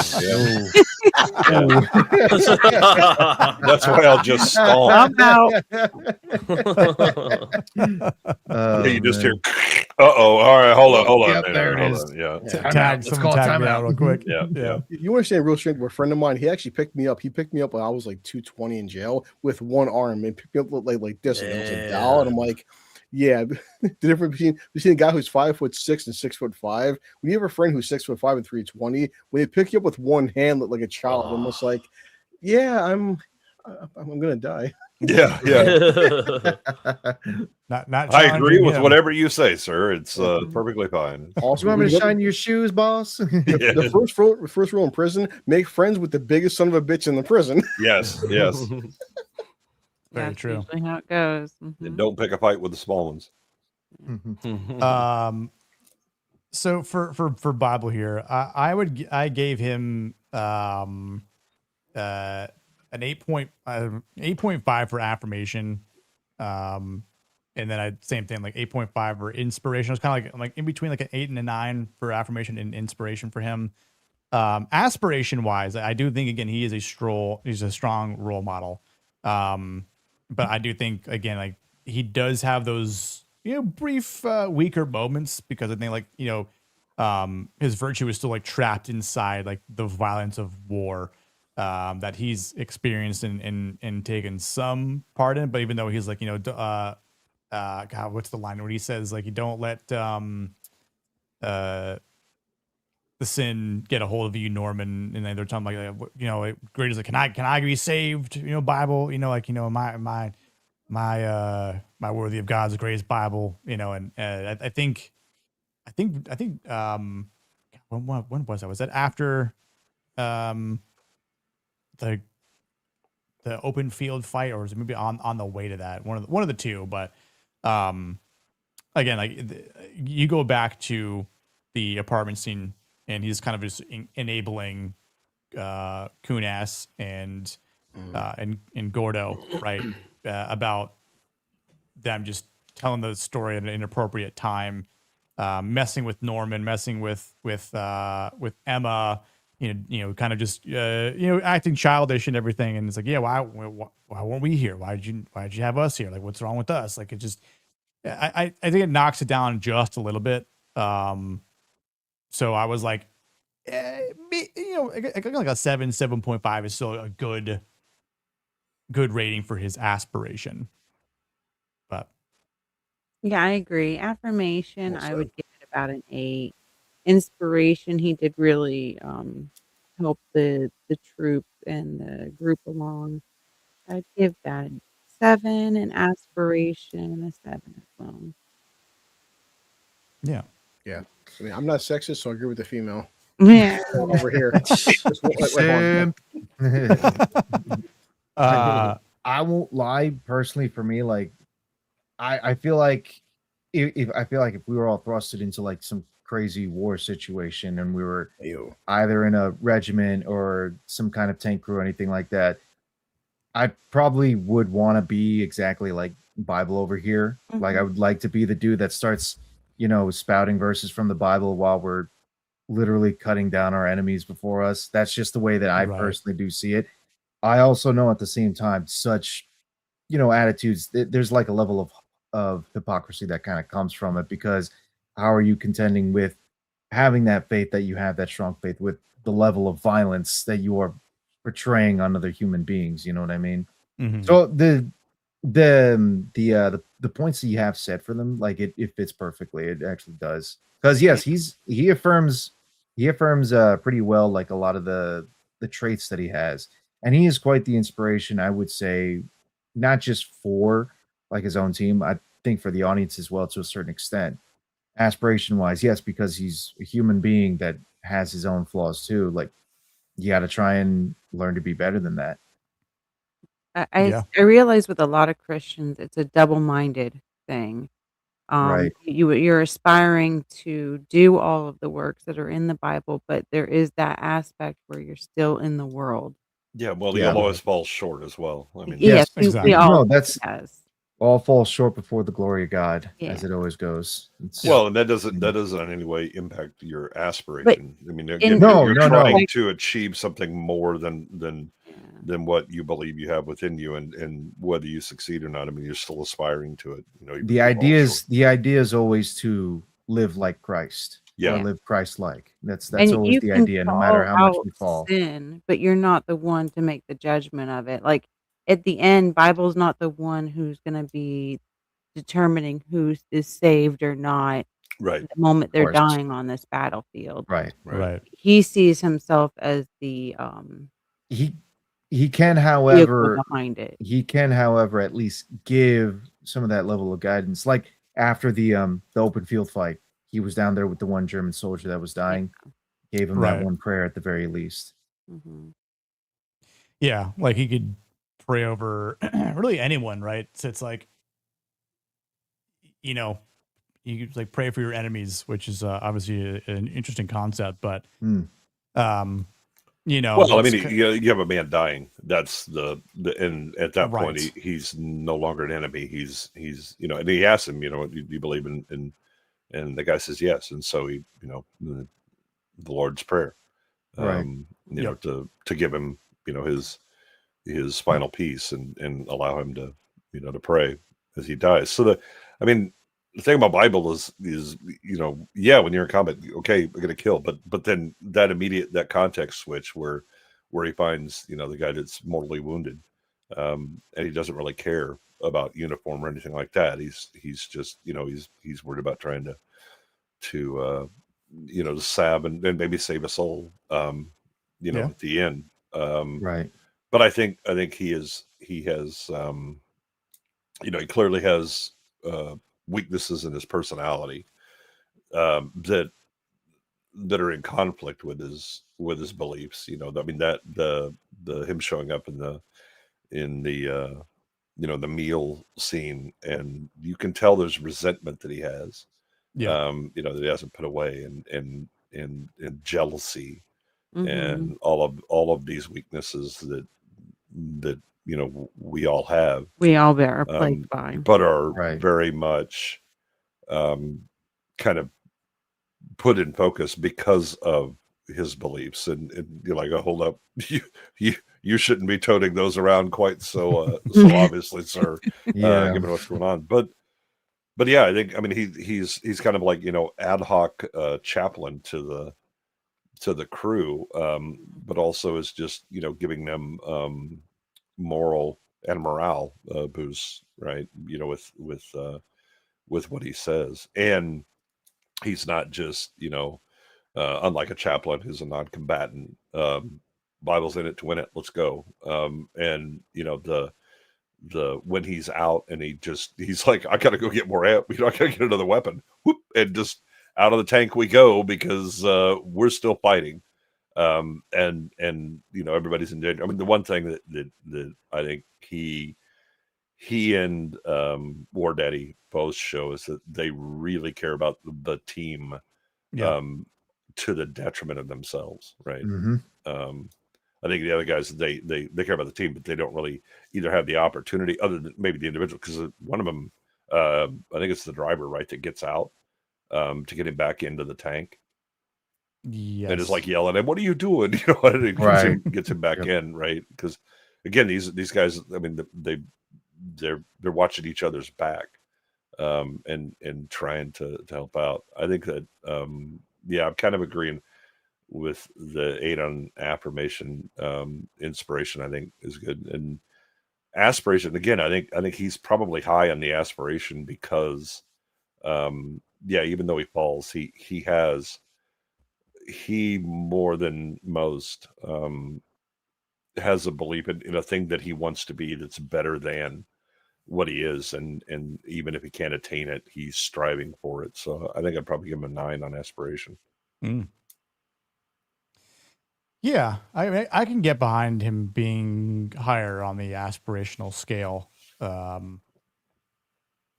think just because of, I mean, literally everything we've all said, and I think like out of the two people that you would want to be like per se, like he would definitely be my first choice. And then I'd say like Wardaddy probably my second choice, because Yeah, but I think again, it's a combination of how does the character demonstrate aspiration, and then what do you see in them that would make you aspire to be them? I think it's that combination that gives Bible a high score. Wardaddy's more. I don't know that he's aspiring to greater things. I mean, I think what he's demonstrating are things that he knows he's capable of, and he's doing it. We may aspire to be like him, but it's more one-sided versus Bible, where you see it both in the character and you look at it and say, yeah, you would hope that you could do something like that or try. Yeah. And last but not least, to talk about from the crew, save the Mexican for last. Get the Mexican representation. Yeah, we speak American here in this tank. That's right. So Gordo, Papa Pumpkin, Gordo, Trini Garcia. I don't know, of course, still listening, but we don't really see this guy in anything, do we? This actor, I felt like he was popping up and stuff, and now he's zip. Michael Pena, he's been around. He's the best part of Ant-Man. Right. I can't think of anything else recent other than Ant-Man. Yeah, he was in another war movie, wasn't he? There's a Netflix film where it was like they were being invaded by aliens, but it was actually they were the robots. Some years ago. Skyline. Yeah. Skyline, yeah. It was weird.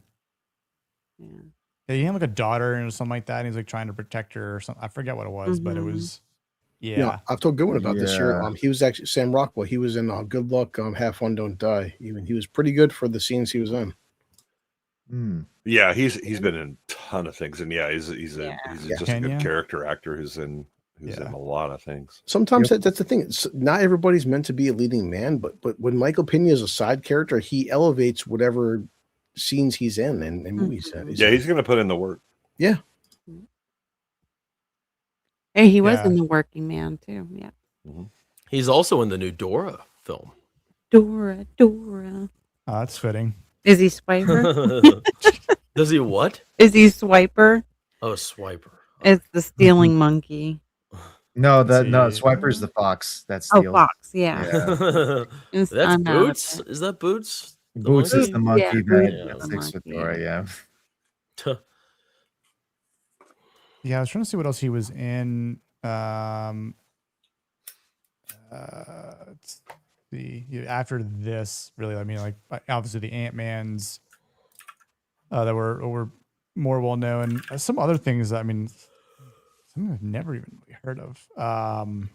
Was it? Well, that's a good character. He's Extinction was the one that was on.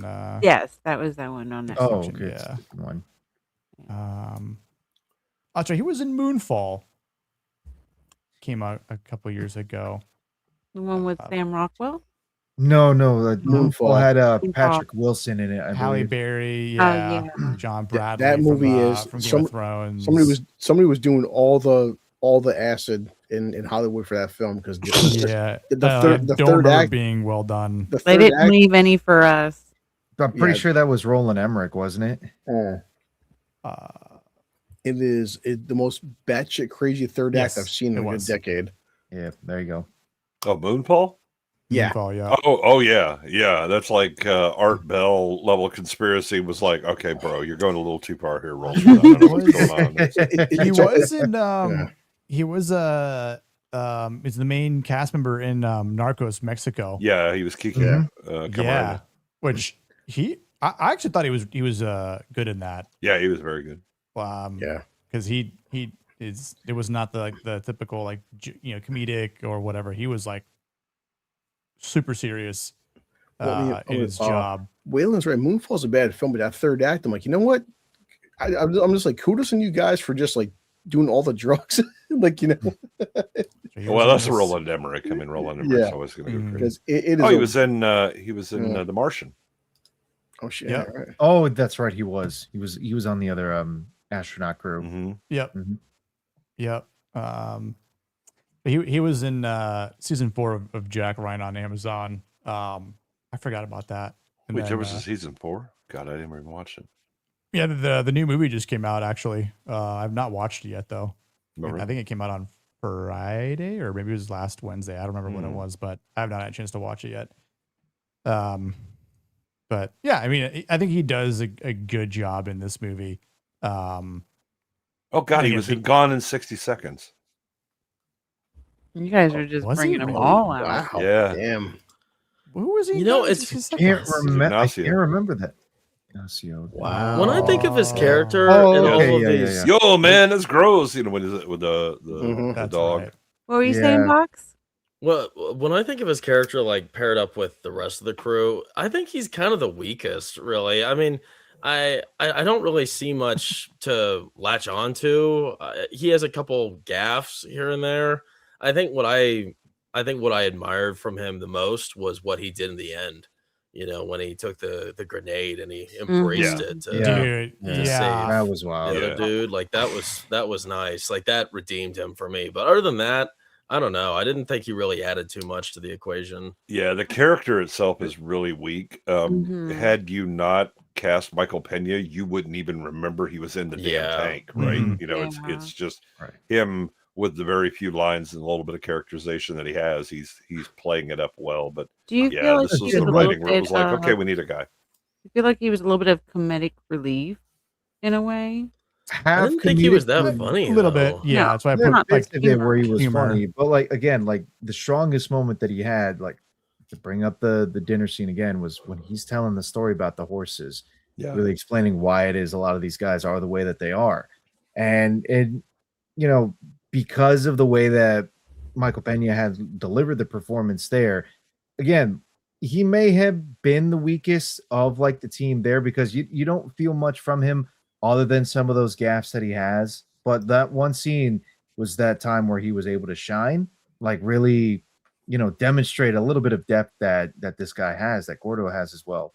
And then of course the fact that he was willing to sacrifice his own life too, it shows that he was just as important member of the team as the rest of them were. Maybe not the weakest link, I'll say. Maybe like the smallest amount that we don't know as much, but he was definitely important and definitely needed with the rest of them. Yeah, I think again I mean it's clear the writing was like, okay, here are the characters that I'm really building out. Oh, by the way, I need the driver. Right. And there you go. He's again, I mean, he has memorable moments, and I think a lot of that has to do with the actor who's doing it, but the character that was written is just, he's there. Mm-hmm. Mm-hmm. I mean, he has that one heroic act, but you're like, it's just, I mean, I don't know that it's not really. There's nothing that leads to that makes you think that he would be that way, other than you think anybody else who would have been in that situation, who had been there like long term, one of the long term guys, they would have done the same thing. Right. Mm-hmm. Yeah, I mean, like he's I mean, it's hard to rate him because he's not a fucking character. Right. I was like he's probably one of the hardest characters to rate in this. He's more difficult to rate to me than Grady, because you understand what type of character Kunas is. Yeah, he's written as a character, and right. And again, he's part of the plot and stuff like that. Gordo is just kind of here. Mm-hmm. Right. And oh yeah, we're gonna have him scene with him, but he's not really a character. Like he does have this, again, like he does, have this role of having this like the survival instinct, but like he is the one that tells the jokes, right? Like, or inappropriate story, or kind of goes on like just a little bit of a prostitute, but you'll be fine. But again, like in the same thing, like because he's been with them since the beginning, he does have this loyalty. But I think for the sake of his affirmation, though, like it's like aside when you subtract the loyalty and the brotherhood, like what does he really bring to the table? He's just crew member. I mean, he right, doesn't have anything. Guy. Yeah, he's just he's another cog in the wheel. Yeah, like so. I mean, I had a 5 for his affirmation. I'm like, he's like 5s across the board because he's just mediocre guy. It's hello, It's not, generic man. How are you doing? Right. Memorable moments, but otherwise, if you had switched out the actor for somebody else, I don't know if the character would really stick. No, it'd be even more forgettable than it is now. Right. Like, even for, I mean, there were times I lost track of him in the tank. And he's like in the front, but then Let's say it a lot. Also, he's doing what Norman is doing. He's the other gunner. Well, he's also the driver. He is a driver. He's a decent driver, but like I mean, like he does have some interesting lines, right? Like I think when shit's hitting the fan, and I think he does have some important lines towards Norman, right? Like just keep shooting because you don't know if they're all actually dead. Right, so like I'm like that. Right, but he's just experienced crewman guy. Right. I mean, he has all the characterization of Nelson, who just drives by and goes, ha ha. Right, that's it. It's okay. Thanks. Yeah. The way Jay did it laugh. Yeah, I don't know if if he's again even like would you. You can't just like his humor is inspirational either. Like it's just no, it's just again, he's generic man. Okay, right, we're gonna give you were the guy who delivers some funnies and then one very depressing story about horses. Okay, thanks. But he says Wardaddy. He's like, you know what? I'm drunk. I'll sit down. Like, yeah, I respect that. Right. Blue belt scene. It's like I'm recognizable now. Jay, this one time there was a horse, and flies, and that's right. No, don't touch. Save that story for a couple weeks. Crimes on stream, Blue. Don't do that. Oh man! If I hear a horse one more time, that's right. Nay. Nay. Yes, he vexed the whole stream on Mr. Hands. Oh, oh yes, oh yes, and it was very amusing to me because women often think that I'm so dirty and I'm perverted, and I was like, honey, please, no, we're men. you can't even scratch the surface. No, And we Vex cannot. stared into the abyss, and it stared back, and she was horrified. Good when it's not for a lack of trying, considering they got those damn like fantasy novels about women milking bulls and whatnot. But Yeah, that's lightweight shit. You just stop it. no, I agree. Every other Again, it's like, Tuesday. honey, stop. No, you think you're edgy. You ain't. You ain't it. Vex's own stream, she's like, was it 2 times? She said, guys, I'm about to throw up on my own stream. Yes. And I'm like, oh, is this first the time? first time is this the first time she's heard about Mr. Hands? She knew about Mr. Hands. She hadn't actually got the specifics in detail. Wow, and it's 2026. Yeah. Holy I shit! never Yeah, even she heard watched of the that. documentary about it, and Like the fact she that finds out, Does oh she my know god, about? Does she there know was a about lot more people involved. Oh yeah, there was. Yeah. This is like 2004. Colin. Yep. 2006, I think was. Yeah, somewhere in the mid 6 or 7. area. Yeah. I'm too innocent for this stuff. Does she know about the Pain Olympics as well? Oh, I don't think remember she that. does, no. I Oh my remember the God, number all right. one winner for the Pain Olympics. Yeah. I love Vex on my phone while I'm driving. Like, does she know about like Goatsy and Yeah, she and did. Lemon Party? She knew like cake parts, things like that, like the general things you would know, right? Maybe not Goatsy. She may not have seen Goatsy ever. But oh boy, did I used to send that link around to people when they'd ask for Dude, I looking for a cruel great MP bastard. site. Here it is. Goatsy.cx. Enjoy that. Dude, oh my god. Dude, when I would send people links and I would replace the hyperlink to Meatspin. Oh my nice. god. Nice. And then just like, oh, you're or again back in the day, you just like, you could call people figs. So Yes. all the time. So I was like, oh, what a fig, like, Dan's a fig, like, just Yeah, we had a image that one of the crew found, and we nicknamed her Biggest. This is a black woman that is just overflowing everywhere. I mean, it has to be 500 pounds, right? And it must have been from some very sketchy porn site or whatever.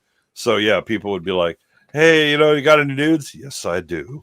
And you'd send them Biggest, and then just watch and wait for them to shriek and run into the night. It was always there. Like every second Jay's talking, I see Jackson, his innocence dying for a second. The internet was a dark place, and boy, I don't know what anything you're talking about. Like, what? I don't know what any of that means. I'm totally cool with not knowing. I don't need to Let me just know. look that up. This real is quick. totally different language. let me shoot you a DM. Hold on. No. Yeah. Don't worry. I have zero interest in learning. I mean, it is a learning experience, and not necessarily a good one, but it's like one of my buddies. We changed his screensaver on his computer, and his wallpaper, and then his default browser page to like Meatspin, and like. And like change, I think we changed his wallpaper to Lemon Party, and then nice. And so like he would go look something up, like I go, Cedric, Google that for us real quick, and we'd be drinking at his house, and he would go and then just Meatspin would start playing, and he'd be like, what? He was like, what? I'll never forget the first time.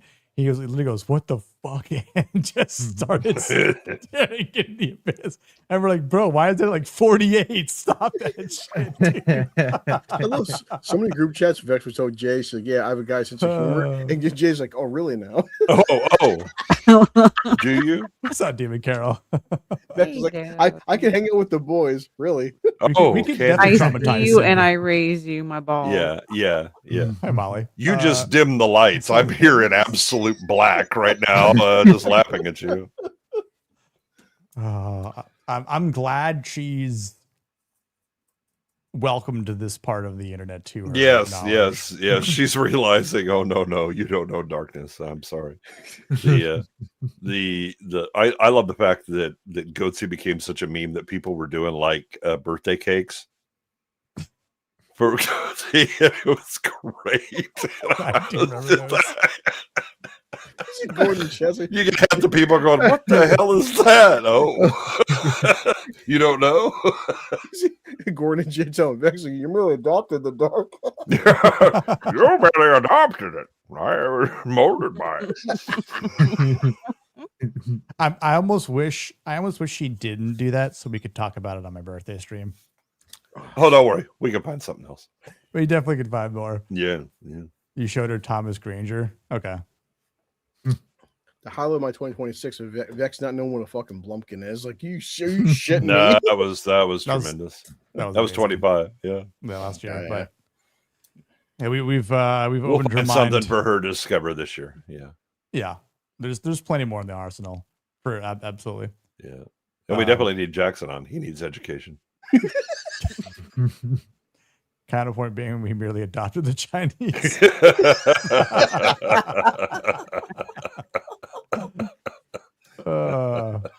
Yeah, Waylon, that is your job. Yes. That is your job for the birthday stream. It's past midnight now. Shit's getting crazy. Those things I don't need to know. I wish I didn't know what Fuda was. Oh God, the Fuda. Yeah. Yeah. Aspiration, I'd say like a 5 as well. You know, I mean, again, he did jump on a grenade. He took one for the team, literally. Yeah. And allowed them to keep fighting because Norman definitely would have died at that point too. So, there's been a lot of blood and guts. Well, to be fair, he was destined to die by hand grenade anyway, because there's no goddamn escape hatch in the bottom of a Sherman. Oh my God. Accurately lore speaking, yeah. Last but not least, we'll talk just quickly about Emma. Nice singing voice. She's part of the equation. Oh, really, bro? This is weird. Femininity, why not? I don't want to discriminate. Shouldn't have any character in this. I mean, I think she was a catalyst to a certain extent. Well, they don't mean anything. I mean, it's like, oh, look, I slipped on some ice. We don't just cover the ice then and talk about how it was integral to the fucking story. A banana peel. Get the fuck out of here with Emma. Stop it. All your Jackson say was, Nick, fuck your stream. Wait, no, confirmed Brawler hates women. That's true, yeah.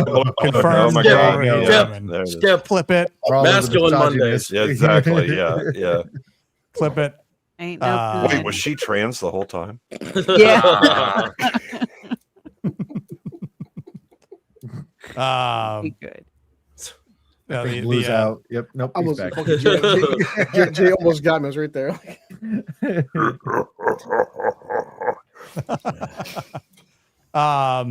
No, for the real bits, meat and potato here.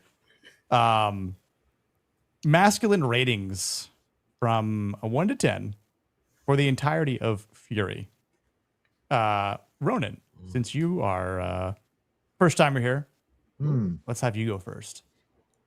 Yeah, overall, like honestly, with Fury, there's definitely like a level of let's call it like necessary toxic masculinity, I guess. And like I know when people hear the term toxic masculinity, it's like overplayed and overtried. The what I mean when I say that is you're talking about some of the scenes like when Wardaddy's having to drag Norman to shoot the surrendered soldier.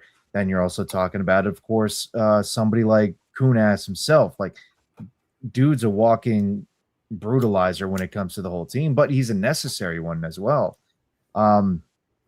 There is that level of like forced toxic masculinity that you could see it, but despite that, you also see there are genuine, true levels of masculinity that really do exist in this, especially towards the end when all these guys are able to come together as like a fraternity and work against the Nazis, try and hold them off as best as they can, even though they're all dropping one by one, with of course Norman being the last one standing to basically tell the tale for this whole team.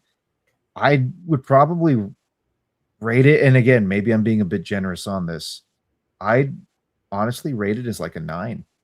Like just seeing the level of camaraderie that comes from these four working together in this team in a life or death scenario. Well, life or death scenarios, because there's multiple instances where they're almost about to lose their lives, but they manage to, push death back just a little bit longer and hell, even share a laugh or two about the whole thing.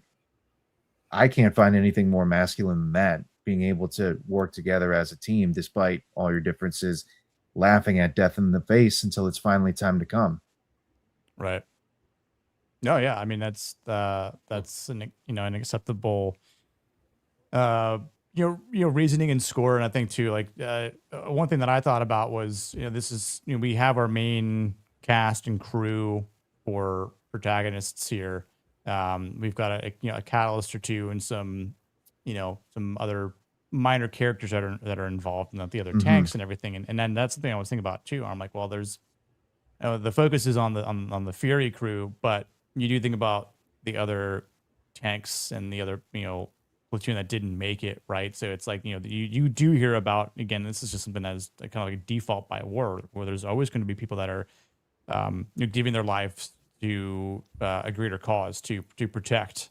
And the story might not be focused on them, but they are a part of the dialogue, or they're part of the scenes that it's like, man, there are other people here that don't have stand out in the spotlight for this movie, but they obviously did take part in this similar scene, or in a moment of the plot, like right on the open grass field, right when they're getting shot at from the trenches and the high velocity shells. So it's like, yeah, I mean, you could include that to the sake of saying that the other people gave their lives sacrificing to achieve a mission. But yeah, the Fury crew in Tank are what we're primarily looking at. So it's like, yeah, if we're like basing it off of the acts of those crew members, then yeah, I think that's acceptable. So but Brawler, what do you think? Well, Ronan, I'm with you. I also give it a 9. I was thinking an 8.5, but I mean, there's just so many of these characters. They embody all of the masculine traits that you respect in a man, right? And there's so many traits that they all have that I wish I was more emboldened by and able to become more like. And maybe as I get older, I'll be able to do that better. But I know that there's just a lot of inspirational tales here with this cast of men that we follow, and that at the end of the day, when you think of masculinity, you think of inspiration. Like, inspiration really sticks out to me. If you're able to inspire us, like, that is very masculine and very hard to do. And I think every single one of these characters was very inspiring and relatable on a lot of different levels. And yeah, none of them were like pussies or anything. They were all pretty, except the young face guy. I don't Norman know his to name. begin with. Norman. Yeah, right. but and it makes sense. It's totally reasonable, and he grows into a more masculine character. And yeah, I give it a 9, solid 9. I was thinking like Brad Pitt. I mean, obviously he steals the show here. I mean, there's nothing non-masculine about him in this. And I was talking to my pops about it earlier. Which role I thought he was cooler in, F1 or this. Because I think he's so cool in F1, but they're different. They're like two different versions of cool. This is like, like F1 is more of the kind of swagger kind of cool. And then this is more of like the actually like masculine, like competent, strong will kind of cool. And yeah, just peak masculinity, 9.0. All right. Also, side note, Jackson, I saw F1 to IMAX. Fucking chef's kiss in IMAX. Oh, yeah. It was so good. Nice. I watched it from home, but nice it was still good. What did you say? Nice helmet. Yeah, look at that. That's pretty cool, actually. Wait till he puts the eagle head on. Oh man. Oh, God. Eagle head. Don't tempt us. Yes, I got the eagle. Oh, I've never seen that. He'll double up. Oh, you will. You have not seen what I have seen. I have seen enough. Good one, seen all of Blue. So many layers.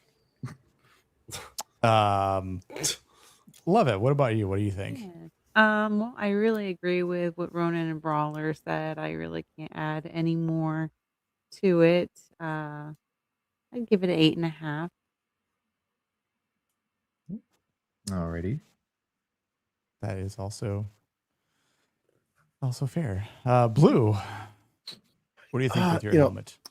Joking, not joking, but everything Jackson and Ronan said, they're right. And the thing is, like, everyone has pop culture references, right? Like, the thing is, like, since I've been alive, Saving Private Ryan, I get that. They hit that just set the bar for like the majority of like everybody. So like we were every war film after Saving Private Ryan, we always compare it to this day. It's 2026. We still compare this film to Saving Private Ryan. Is this a better or worse film? It's a different tone. The characters' motivations. It just shows how complex World War II was, and again, no shade to Jackson and my son turning 19 today. Like people, like I feel like nowadays don't really understand like films like this and Saving Private Ryan. Understand like what these guys sacrifice. Like, so many people nowadays like, World War II happened. It wasn't a big fucking deal. These guys, they had it kind of tough. No. Watch films like this. Watch Men and Brothers. Watch Saving Private Ryan.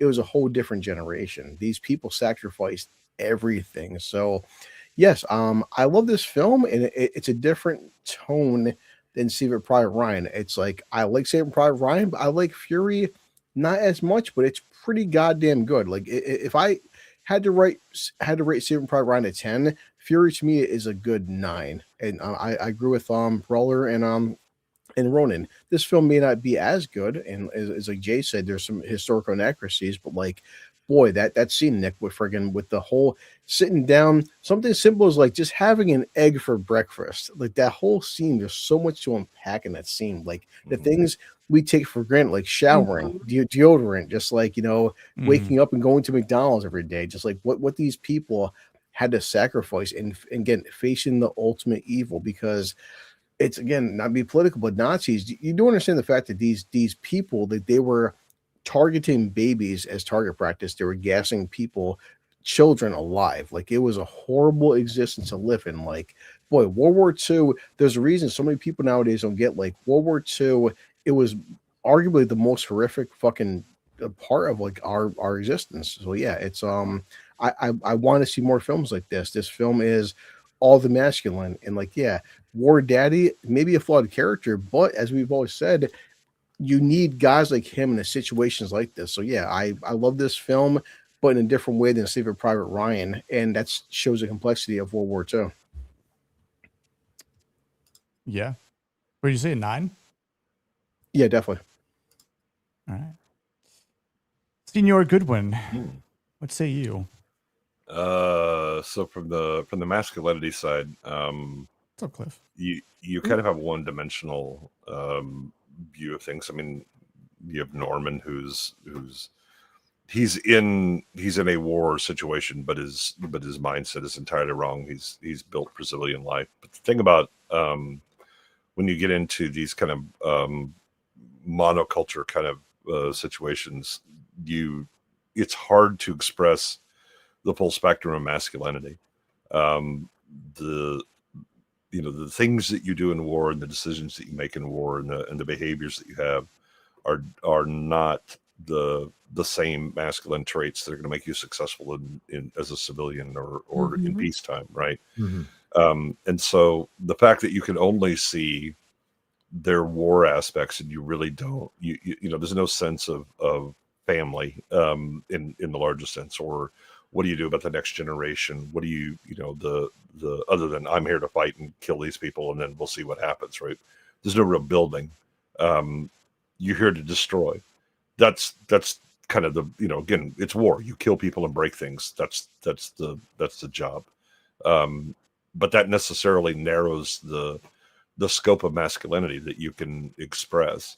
Mm-hmm. So I think you struggle to get the really high scores when you only have that singular aspect. And I think so if I look at it, the traits and there's certainly, you see the virtues, the masculine virtues of warfare in this, both in singular characters, but also like combining them. You get the different aspects that kind of add up in this. I think I would probably give it a 7, and I think that's pretty good for such a kind of singular view that you just don't have the kind of broader ability because of the situation that they're in, for them to express the full spectrum of the masculine virtues. Yeah. And I saw that Jacob said 7.5, which, yeah, for me, I was sort of like at a 7.5, like 8 is kind of what I wrote down. And again, just meaning That that is so dumb, Blue. I'm sorry. What happened? That mask. Yeah, Oh, be afraid if Christina comes out. Oh, that's funny. I feel so it's pretty honored cool, to actually. see this. Why do you hate America, Jackson? Oh, yeah, this is he illegal here. embodies America, USA. Yeah, red, white, and blue. There you go. I mean, if it was bourbon or moonshine, then I'd give you extra points. Right? Yeah, since it's vodka. Good one. it's I want to see your real face with a Bane mask. All right, I want to see it. Why do you think my real face doesn't include a Bane mask? I have no idea. I want to see. I don't know why you think this, Jackson. Hey, Jackson, I'm covered in sweat. Oh God. Phrasing. Blue's covered in sweat. Oh boy. It's not the first time. Won't be the last. Y'all are freaky. Yeah, usually when they have that DUI checkpoint, boy, he gets a flop sweat pretty quick.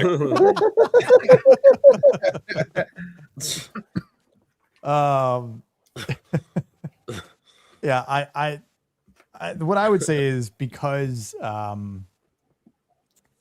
again, like whenever you think about war or a war movie, like when we talked about, again, like last Memorial Day with Saving Private Ryan, and I'm pretty sure a lot of us gave it 9s or above. I'd have to go back and check just to be accurate for the sake of Massive Mondays. But you know, I'm sure when we talk about other war movies, like Brotherhood and Survival are always going to be, you know, two traits that are and should be present. And I think you should have a leader and understand that leadership does become a burden.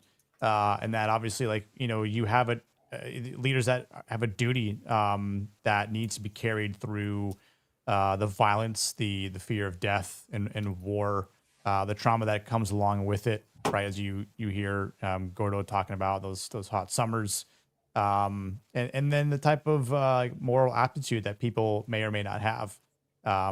You know, and obviously, like, even when we saw and I made this reference earlier with Captain Miller from Saving Private Ryan, when he has a moment where he kind of has to step away and, you know, breaks down. It's very minimal, but he gets it out and it goes back to commanding. Wardaddy does the same thing in the beginning of this film here. And his job is, good one pointed out earlier, like his job is to keep his men alive. But you know, his leadership has been shaped by the brutality of the war since they were in Africa. And you know, when Norman enters the scene here in the beginning as part of the new Fury crew, like his innocence is still intact. He doesn't get it. He doesn't understand and crashes out because that is the hardship of war that he soon finds out later on when he's like, oh, I felt what lust and love is, even though it's not really love, but you know, as Levitt said too, man got some nookie and then decided like, you know, this is worth going revenge for, as if you needed you could have used like, hey, for the sake of America, because again they're socialists, but you know, and Hitler's not a good dude, but you know, I think too, like the apartment scene reminds us that, you know, these aren't just men that are fighting the opposition here. They're trying to, and I think that's one thing that I appreciate with Wardaddy is that he's trying to remember how to exist around the tender moments, the quieter moments, something that is more like ordinarily humane. Like there's the civility of what was before the war and what will come after the war, right? He says, like, you know, the war will end soon, but more people are going to have to die. you know, so that is just the tragic moment of it. And I think too, at the end, like deciding that, oh, we're here now. This is the mission. We got to stay to it. It's kind of like we've got to kind of remind me a little bit of like in Saving Private Ryan, where like, okay, we found Private Ryan. Mission's done. We can get the hell out of here. But his mission is to defend this last bridge. And if we need to blow this bridge, then we need to blow the bridge because we can't let the Germans come across this. You know, not until we get some assistance from above in the air, which does happen. But it, you know, again, plot-wise, it just happens at the end of Captain Miller's life, and a few others. But you know, again, like it's kind of the same thing. You know, Upham lives, even though he was a coward when his men needed him at the right moment.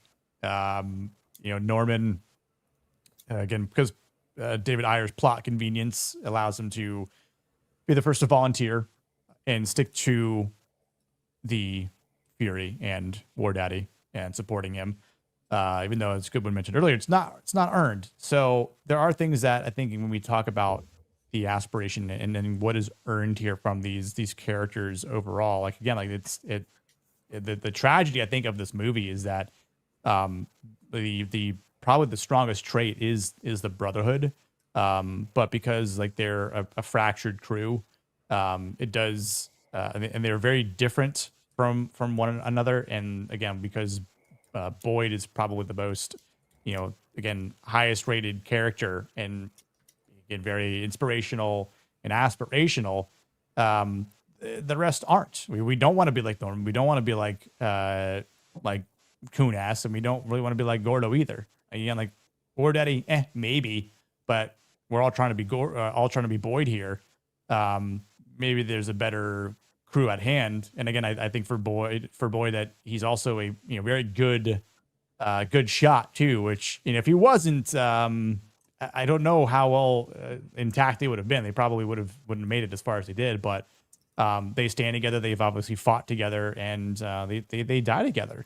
And I think, like, again, the reason why I titled the stream the way I did was because, like, the Brotherhood is definitely forged in hell, and war is hell.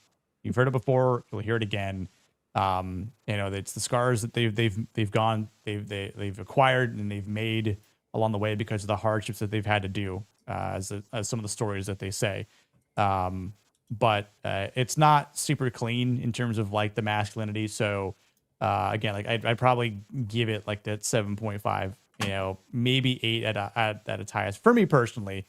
But yeah, I mean, obviously wars, is very ugly, and obviously that it's, you never know if it's your time. It's random, right? As Good was mentioning earlier, like you just don't know what the next minute can happen, let alone the next day or next hour. You definitely hear, you see a lot in Band of Brothers, right? Another excellent portrayal of what may happen on the next mission or what may happen on the next day. So, but yeah, I think the distinguishing point for Private Ryan is you do get family and building, and you have the scenes with Ryan coming to the graveyard and that burden of the tell me I'm a good man, tell me I've lived a good life, because he was asked earn it, and he's always carried that with him. The thing about this is, I mean, you see essentially Norman get out of it through magical bullshit, and then also, by the way, worst hide and seek player ever, because you get a German shining a flashlight at him, and he decides to lift up his head and look, and I was like, you better be playing dead like a motherfucker right now. What are you doing? I will say, like, there was a lack of payoff at the end, right? The great stand, you would say that maybe they had a victory and he was the last one standing, but no, there was still many SS still there. Well, I mean, you do have the right. when the U.S. Army comes in. I mean, those are the guys that they essentially saved, because they so chewed up that SS group, and when they zoom out from the tank, see, like, in that dozens aerial, of you SS just see them troops. laid out like cordwood. But the guys that show up are the medics and the the rear echelon guys that they were protecting. Right. But yeah, there's no real consequences like afterwards. I mean, you don't see. Again, I mean, that's the thing about this movie is it's so constrained to simply the war. Private Ryan is able to step out of that because of the beginning and the end, showing that okay, here's the guy that survived and the burden that he carries, and that the belief as Captain Miller talks about, like the bloody calculus of I spend these men, and the hope is you save 5 or 10 or whatever. Instead, he spent all but one, including himself, on one guy. Yeah. Yeah, I was trying to pull up the scene here right at the end. It's going to show, like how many actually were killed. Oh yeah. Yeah, it zooms out. I mean, you just stacked like cordwood. Dozens, just dozens laid down there, man. Yep, all the way up to the tank. So it's like, yeah. I mean, they definitely took a lot of them out, which was good on them. They definitely went out went down fighting. So, but yeah, it's a great film to watch, and I always enjoy watching this film. Again, it's not. Again, I would say that. Yeah, Saving Private Ryan is a more masculine film. I mean, it just offers more opportunities to express right, the exactly. whole spectrum. That is one thing that I hadn't actually fully considered, just because I was looking at it within like the scope of just the film itself. But you did bring up a good point with that, Goodwin, that it doesn't fully explore like the full spectrum of masculinity as it exists, since you see kind of the end results of it with Saving Private Ryan, at least. Yeah, and that's kind of where I say like 9s and 10s are for the where I can really just see as many aspects as possible, and and that they're at a high level. No, that's a fair point. It is. And that'll do it for this Memorial Day episode of Fury. I do appreciate everyone hanging out here with us, and again, I am thankful for those that fought for us, in the meaningful wars, well, more importantly, died. Yeah. This is Memorial Day. This is for the dead. Yes, and I know. I mean, you really do kind of revisit Private Ryan with the "earn it" line. That be worthy of the sacrifices that somebody made. Exactly. Yeah, like you have an opportunity to be aspirational yourself in life, to do something because someone gave theirs. So it's like we have. Yeah. Do not aspire to be a blue collar loser, however. Please. My liver is still alive. Okay. I love the mask and everything you're doing. It's great. Yeah, I feel so inspired. It's inspiring watching you and just seeing everything you do with yourself. I'm trying not to pass It's not out, aspirational, but maybe inspirational. I think we can all show the drunken red ass. It's coon aspirational. Coon aspirational. I'm losing consciousness right now. I knew it. Yeah, it wouldn't be the first time. How many minutes was that now? 10 minutes? 15? I said 10. Wait. Yeah. You didn't know who Blue was until he put on the mask. Embrace the alcohol. His liver is inspirational. So inspirational. Who cares about brain damage? It's more expirational if he keeps drinking. I mean, look, Christina might come out. She might be a guest on the birthday stream. That's the one birthday stream. So, yeah, June 15th, that'll be the birthday stream. I have no idea what else is going to happen. I mean, we might do a masculine bracket, of course. Well, stroke cam. Yeah. Look, Gotta hit 1K for the scrot cam. Come on. You're close. With So scrote. close. What, getting scrote close. what? Oh, he's gonna get. You know how women on Twitch love to give the boob shots or whatever. He's gonna give you some side scrote. Oh no! Oh, Yeah, that's the birthday surprise. Yeah. I've got another cam. Yep. Another Yep. webcam We're gonna put it up under the desk. angles. Yeah. Yeah. Under the desk, you know, Yep. like wearing like short shorts. Mhm. You know, like Oh my God. Man like, spread every once in a while. Oh no, it slipped. What am I gonna do? Oh golly. I was just leaning back on my chair. Yeah, it's just purely coincidental. Like those Right. track shorts, you know, the old. Yeah, school I've got a 80s pair of ones. Oh, real yeah, short yeah. American red, white, and blue Yeah, flag. no, you need the running Yeah. silks from like high school back in the day. Yeah. Yeah. The ones that you could tell what religion you were by wearing them. Stroke I can know, and I've seen a cocoa butter scrote, I've seen too. 'em all. Yes. What does that scrote cam include short Yeah. shorts? Oh yeah. Right. Oh, it will. Oh, 100%. Like, you know, skies out, thighs out. Like that's There you go, baby. Gotta show the inner Sometimes thigh. the boys got to breathe. What are you gonna Right, do? exactly. You See know, one go through one leg, see the other go through the other leg. Just right. It's split you know, view. Yep. just yeah. I mean, like, you know, can kind of get a twofer, if you will. That's right. Yeah. You know, for that'll be a nice little you know,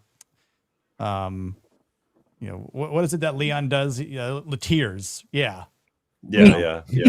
Oh, there'll be tears, all right. Yeah, exactly.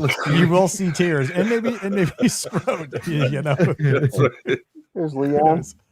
you know. I mean, I always say Oh, you know, man. for the right price, I will go shirtless. But actually, dude, I got some cupping done today on my back. I have no idea if there's marks on it yet. Ooh, show us, please. Can't really, I don't know if I could see any. If I could see any. Yeah, I got the tattoo. That's better. It's a tattoo. I'll have to check. Oh. Well, Blizz's already got the autoerotic Made it. radiation There going. we Don't go. go get him worked up. It's so hard to breathe. Take it off. So, okay, so this is the new version of Carradine. Okay. Yeah. Exactly. I don't. Cleaning woman's gonna be pissed. I don't know who's streaming right now elsewhere. Nobody. I don't think Cindy's streaming tonight. There's some black folk that are streaming. Wait, what? Oh no, No. not that new Blackstreet group. That new Blackstreet. Wait, is Okay. AJ streaming? No. No, it's tomorrow. Yeah, it's tomorrow. Yeah. So yeah, we can support a foot-loving short midget. All right. Yeah, I guess we got to support Kada. And then a black cowboy. Yep. Do it for the black named cowboy, after I guess. a God of War character. We've got 310 to famous footwear. Yep. It's like our real tired boss. Yeah, we'll end it here. So, listen, everyone who stuck around on all the viewing platforms, X, Kick, guys, got to stream on Kick now because you never know what will happen with YouTube. So, you know, but yeah, appreciate everyone sticking around again on the Memorial Day here. We'll be back next week to talk about Cinderella Man. Hey, all right. That's a good one. That's a good. That one's got a That's a good spectrum there. That's a blue collar movie. Ooh. It is. He gave back the government assistance. That's so Chad, man. Yeah. Yeah. Blues Sonic the Edge. I mean, that's facts. If he hits 1K, the things I'll do. Oh gosh. I love you, Sonic. That is okay. Yeah. But anyway, yeah, go tell our new black friends to be masculine because you know Katie could work on it. We have to help remove his foot fetish. Yeah. Foot Clan represent. Right. I tagged him on a post today. He didn't respond back. Apparently some streamer got banned on Twitch for using her feet as a green screen. Mordecai painted her feet green. Yeah. I saw the damn thing. That makes me happy. I'm like, you know, that's clever. and because I'm sure people weirdos probably appreciate it, but I'm also kind of surprised that she got banned in the first place. I'm sure that I thought that kind of stuff was okay on. I mean, like this kind of meta is not completely new. They used to paint their ass cheeks green before. That was kind of a fun view, at least. What? Yeah, yeah, that was years. Oh, you don't ago, know I this, think. love it. No. Yeah. It's Yeah. okay, love it. I'll help you. I'll help you paint. No, you will not go. Oh, okay. I'll tell you where you missed I the see spot. you've seen my paintings before. So, used to. Did we stop? But yeah, we'll do it. We'll do it. Yeah, we're doing it now. Just do it. Just do it. Make your aspirations come true. Do it. Do it now. Next time I need to do the dishes, I'll play Shia LaBeouf. Just do it. Do it. Just do it. The dishes. Do it. All right, guys. I'll catch you guys later. We'll He will not divide us. What's that? He will not divide us. He will not divide us. He will not divide us. Yeah.